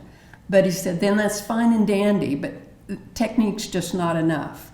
You've got to learn the process, and then you free yourself, study each step, and do the whole thing in an individual way. And what I love about this is not a single one of the people that he mentored produced a print that looked like Seward's. They all looked like, they were all true to themselves. You have Chili Caps, who ended up being one of the best aquatint artists in the country. Lloyd Foltz, who never met a print medium he didn't like. He was fabulous with aquatints, block prints, lithographs. He loved it all. Clarence Hotved, who mainly did some lithographs, mainly etchings. And then Herschel Logan, who starts off, ambles into the studio, wants to learn how to make block prints, and within a year is winning awards for his work. And then Arthur Hall, who takes up printmaking after the war when he settles in as a court reporter in El Dorado, who comes to Wichita, wants to learn how to make etchings. And then Norma Bassett Hall and her color block prints. But what I like about them is they're all very, very different. So let's start with the first mentor after Seward, and that is Ernie Bollinger and Fred Bloom at the Western Lithograph Company. About the time that Dickerson and Seward, became friends, and at the Western Lithograph Company, Sansane had convinced Seward that he ought to try making a lithograph.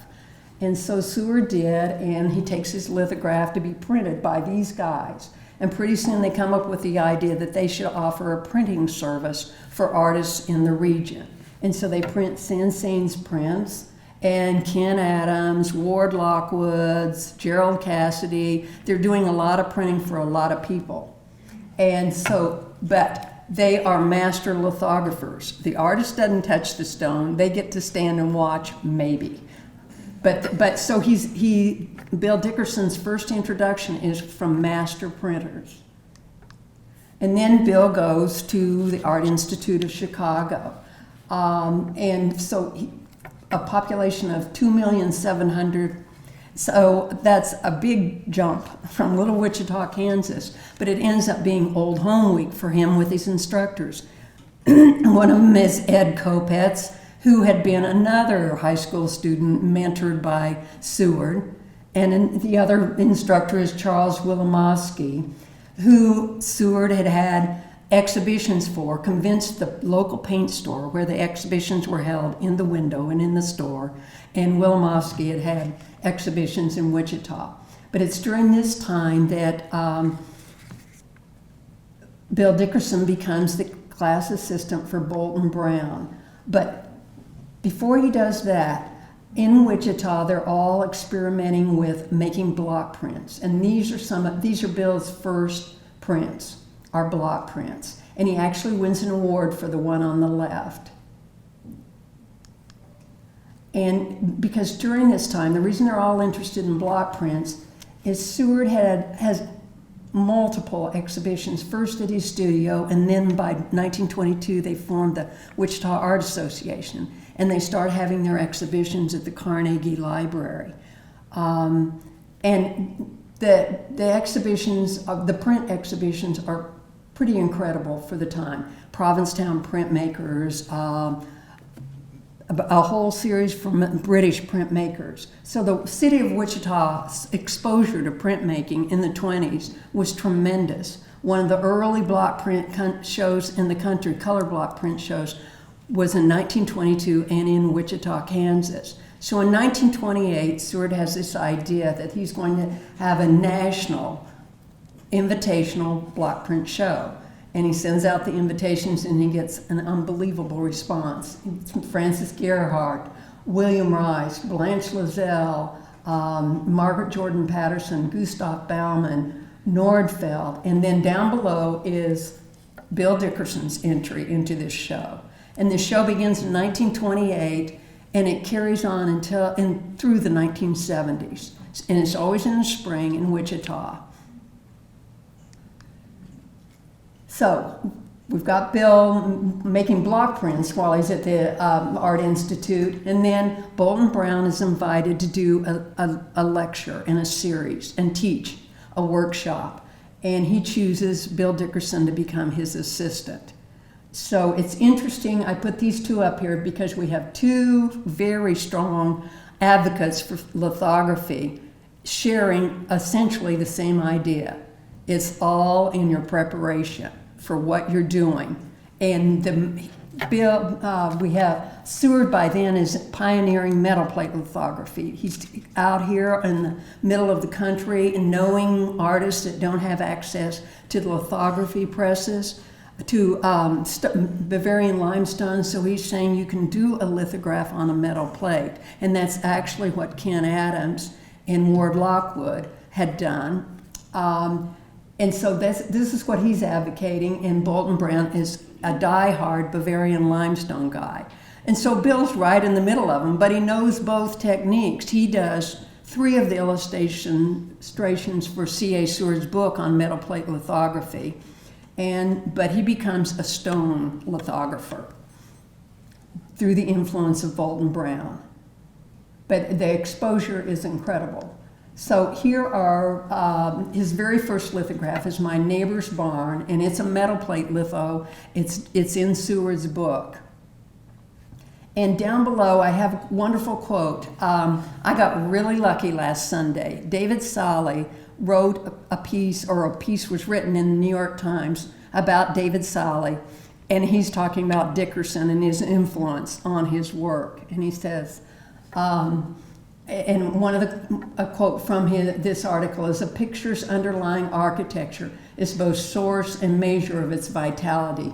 And this is, in essence, Bill Dickerson's work. He's always interested in the architecture and the natural world it's sitting in. And he loves this study of, in overlapping pieces of architecture. And you'll see it through, and I just chose kind of random 3 different prints to show you how he consistently does this. So now Bill Dickerson's at the Art Institute of Chicago. His last year, he gets the incredible honor of teaching their lithography classes. And then at the end of that, they offer him a job. He can stay at the Art Institute and teach, or he can go back to Wichita because Seward is offering him a job as an art instructor at the Wichita Art Association, which at that point is in the Beacon, the Butts building downtown. Not very glamorous, but Betty Dickerson is in Wichita, Kansas. Well, she's not Betty Dickerson then. so anyway, Bill says he wanted to come home. He missed home, but I think also the choice was pretty irresistible. So he comes back, starts teaching for the Wichita Art Association, and by 1935, the Wichita Art Museum has been constructed, and they hold the classes in the lower level. Oh, gosh, we're not there. We're in the lower level, but of the new part of the building.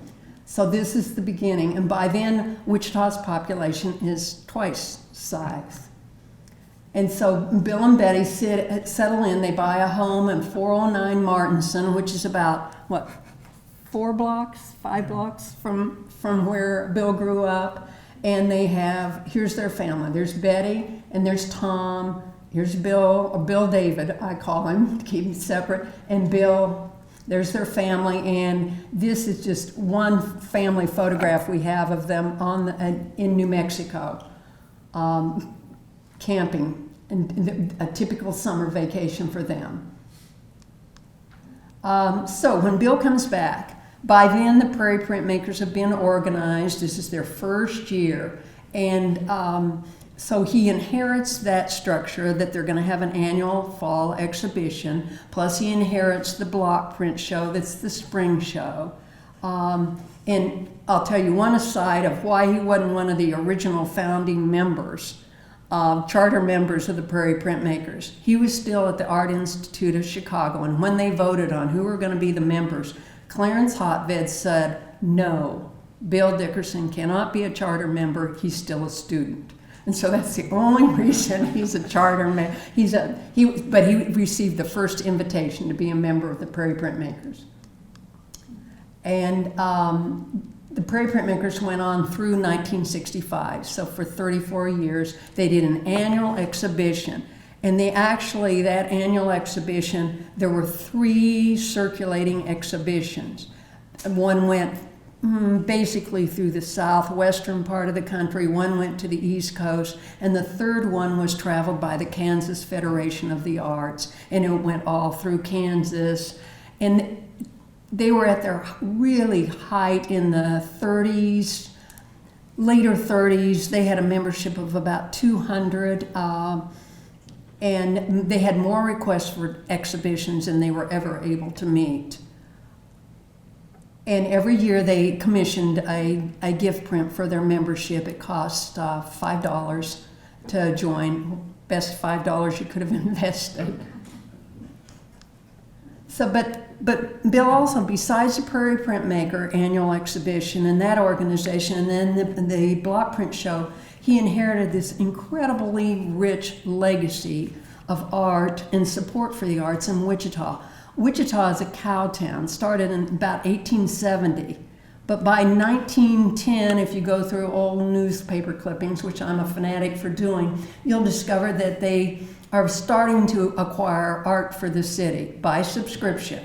They'll advertise it in the paper, and everybody's supposed to send in their money so the city can acquire a painting, which will then go on exhibition, typically at the Carnegie Library. So you have that, and then you have several families who make an investment. The Murdoch family, and they were the Wichita Eagle, and very powerful family, and very interested in building Wichita beyond its kind of cowtown roots. And one of the members of the family gives the gift that creates the core of the Wichita Art Museum's collection. And then you have the Nosker family, who builds another collection and gives it to the museum. And along with this, you have the Allen family. This is Henry Allen and his wife, Elsie. And Elsie puts her foot down and says, okay, if we're going to stay in this town, Henry, I want Frank Lloyd Wright to build my home. So by 1914, we have Frank Lloyd Wright here visiting and also bringing his Japanese prints and encouraging people to collect Japanese prints. So he brings a whole influence. Then the Davison family, Ed Davison belongs to one of the banking families, but he also really wanted to be an artist. And so he goes to Lindsberg, meets Sansane, studies with Sansane, and then becomes devoted to going to Taos in the summers, and befriends all of the Taos Santa Fe artists, and they start coming to Wichita. Then you have another important family for Wichita is the Noble family. That means John Noble, the painter, who is sort of he goes off to France and to England, then comes back, settles in New York, is a friend with George Lukes, and kind of a notorious character, and eventually settles in Provincetown. And so that provides a Provincetown connection for Wichita. Lots of exhibitions come out of Provincetown to Wichita because of John Noble. And then John Noble's sister marries into the McCausland family, and they own the seed store in town.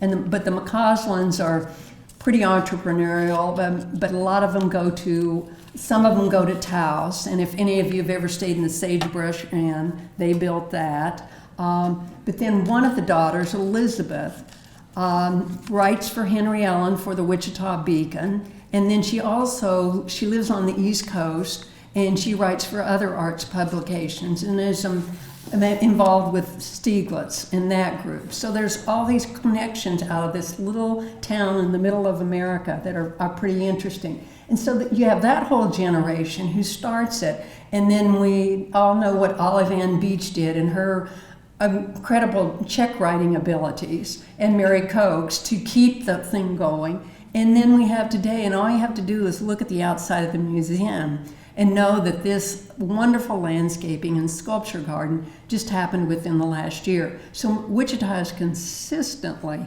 supported the arts and made investments in it, and we're hopeful that it'll continue and continue. But Bill inherited that, and because of Bill and Betty Dickerson and what they did at the Wichita Art Association, it continued. It was their enthusiasm. So we were very lucky when Bill said, okay, I choose Wichita over Chicago. And here's one example of it. Laura Gilpin lived with the Dickersons. She came to Wichita because she got a commission from Boeing Aircraft to do photographs of their company. She taught at the Wichita Art Association and lived with the Dickersons. But the Dickersons then began to build ties clear across the country, and they started a decorative art show that's still known by decorative art historians for the incredible people it brought here and the exhibitions that they had. But what family wouldn't like to have their family portrait done by Laura Gilpin? And we just want to know what the cat's name was. Can you remember? Loverpuss. Huh? Loverpuss. Loverpuss, and that is Loverpuss, the fifth member of the family. And then come to the final mentor. Here's B.J.O. Nordfeld that everybody has talked about today. And Nordfeld is the printmaker, and he is the great example of Seward's statement, learn the technique and then make it your own. Nordfeld never quits experimenting. He goes from being a fairly traditional etcher, continues to make etchings. I just found this second one recently of his experience in San Francisco when he was actually there of World War I, heading the camouflage division. And then he went to New Mexico, settles in Santa Fe, and there are a couple from his Santa Fe era. And the center three, I put them in the middle just so you could see them very well. When he's doing the etchings in Chicago, he gets a chance to go to France. And he becomes very interested in color block prints, goes from France to England to study with the great teacher, Frank Morley Fletcher, and about that time, the Japanese printmaker, Urushibara is there. And so he's exposed to all of that. Then he goes to Provincetown and develops what's called the white line block print. What that means is, if you take the center one, that maybe has, what do you suppose, 4 or 5 blocks to print it, individual for each of the colors. So Nordfeld decides on a shortcut. So he takes his wood block, carves it into different sections so he can ink separately all the colors and they won't just mush together when it's run through the press. So that is very innovative and very time-saving for some artists. And then he spends a lot of time in Wichita. I've got a letter that my grandfather wrote to Bill Dickerson when he was still at the Art Institute saying, well, Nordfeld was over the other night and I showed him how to make a lithograph on an etching press. And there are countless stories like that. Nordfeld had a studio with all of them down in the Butts building. Then he comes back. Well, he was having little marital problems, so he doesn't like to spend a lot of time in Santa Fe. So he comes in, at one point he lives with a Dickerson, and you grew up knowing him as Uncle Nordy. I mean, that's the story Tom told me, that he was Uncle Nordy to them. He was around that much. So this is Bill Dickerson. You met all his mentors, and this is Bill Dickerson's world. The 2 blue stars, that's where he lived when he was in Wichita. The red stars represent, well, the gold stars where he studied. So it's first Wichita High School, East High School, then was Seward, and then at Wichita State University. And then the red stars are the locations of the Art Association. So it's a pretty small world, but this is his world. Yeah. So let's talk about him as an artist. Again, let's go back to the 2 lessons he learned from his mentor. And really, I always think about it. My grandfather had 4 daughters. And so here comes Bill Dickerson, alum Bill Dickerson, who loves lithography like C.A. does. He becomes his surrogate son. They're close friends until Seward died in January of '39. But Bill Dickerson learns these things. Technically, he's had the best exposure you can have, and probably of any lithographer of his time. He's worked with master lithographers. He's worked with Bolton Brown. He understands metal plate lithography. And then he's got Nordfeld pushing him to experiment. And in 1935, when he comes back to Wichita, he's invited to be the guest writer for the Wichita Beacon.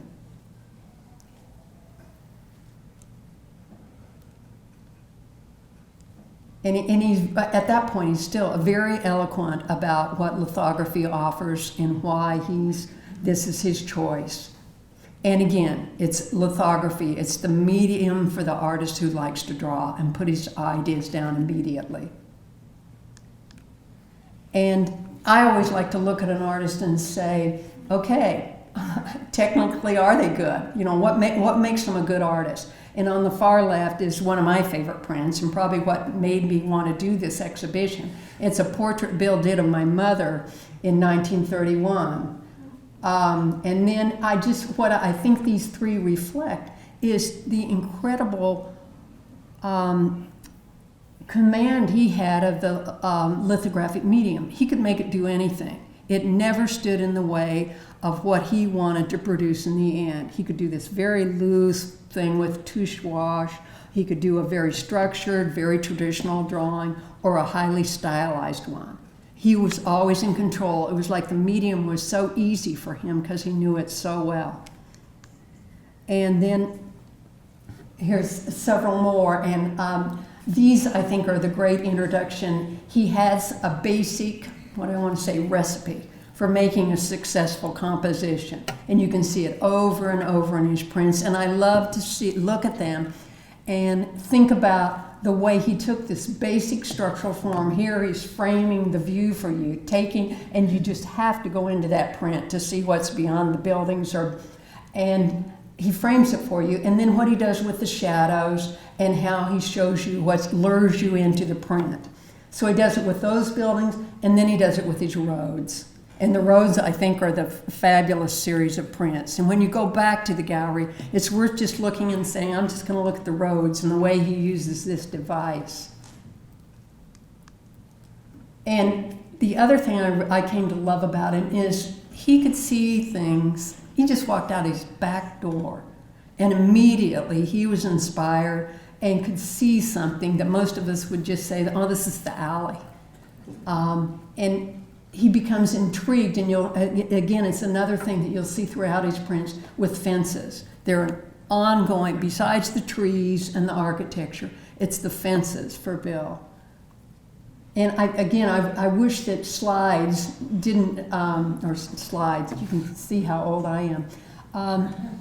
You need to go and see the real exhibition, because these are really rich blacks, because he is in such command of his medium. And then his other favorite location besides Kansas, his backyard and Kansas, is New Mexico. And when we are on the highway driving into Santa Fe and Taos, I always say, I'm in Bill Dickerson country. It didn't take anything in this very flat landscape to inspire him, and I think he created some of his really amazing prints then. Again, he uses the road to take you into it, and the way he layers his things and chooses what he's going to put in that print, I think is really incredible. So you can see as you look at his work, I put in 1930s, where he is with it, 1940s, similar subject matter. It's changing a little bit how he handles it. And by the 60s and 70s, you can see that he's experimenting all along. Subject matter is still the same. It's the barns and the country houses and the grain mills, grain elevators, and then the landscape. But he keeps pushing himself and experimenting. And I think it's always important to, well, art historians have this penchant for making categories and placing artists in them. And one of the places that you see Bill Dickerson most frequently placed is being called a regionalist. And more than our art historians take it even further and say there are really three important regionalists in the Midwest. And so all artists, are influenced by these regionalists: Grant Wood, Thomas Hart Benton, and John Stuart Curry. So I put them up because supposedly Bill is supposed to be imitating them. And then wonderful David Solly said it, took the words out of my mouth.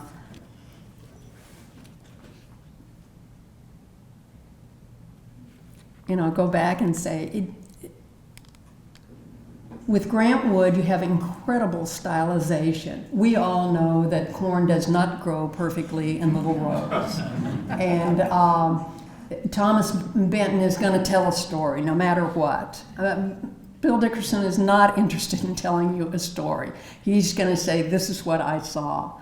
And John Stuart Curry is going to create a mythology about the Midwest and the tornadoes and the storms and everything. Bill Dickerson is not about that at all.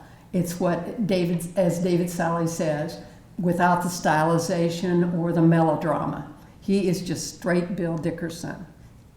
The other category that art historians like to worry about artists of this time, did they adopt modernism and abstraction? And I chose some prints along the top. These would have been all these artists from maybe not Stuart Davis, but Pater D and Saul Lewitt all sent prints to the American Block Print Show. By then it had evolved and it included other graphic medium. So it's not like Bill Dickerson didn't see their work or wasn't exposed to it, but he made a wonderful comment in an interview. He says, I put down what I see, what I believe, and I try to organize it. I'm not a photographer, and I believe my works show a controlled organization of shapes. Abstracts, my son paints a lot of them. He's young and sees things differently than me. I'm not against abstracts. They have factors everyone can profit by. I'm influenced. And so I think this series on the left are three little still lifes he did. One's very, very early, and then one on the far right I found at a dealer friend, Annex Galleries in California. Some of you may have looked at their website, but and I think the print is from a demonstration that Bill Dickerson must have given, and that the person that got the print at the end of the demonstration signed it himself, because unlike his other prints, it's signed Bill Dickerson, not William J. But on the right is one of his prints from the 1970s, so you can see he's pushing himself and exploring and thinking about these concepts. And then I think it's always important to take an artist and look at their work and look at the work of their peers and see, are they having a dialogue with them? Are they talking with them, and how does their work hold up to it? And so we have the favorite print of today, John DeMartelli's print, then a Peter Hurd, Bernard Stefan Stowe Wangenroth, one of the great lithographers of the era, and George Schreiber. They're all, as you can see, I put the dates for them, they're all of a similar age. They've all had similar life experiences. And then you see Bill Dickerson's print, Dune Mountain, in the middle. And again, David Solly took the words right out of my mouth. He introduces Bill, and then he says, Bill taught by example, drawing alongside the students. His type of stripped down, realist printmaking was advanced for its time. And I want to take you back and say, look at Bill, and he has stripped it down to the essence, what he thought was important about that particular subject matter. And I think that's why so many of his prints resonate, stand up so well to his peers, and maybe are of particular importance to those of us who love the Midwest and the Southwest.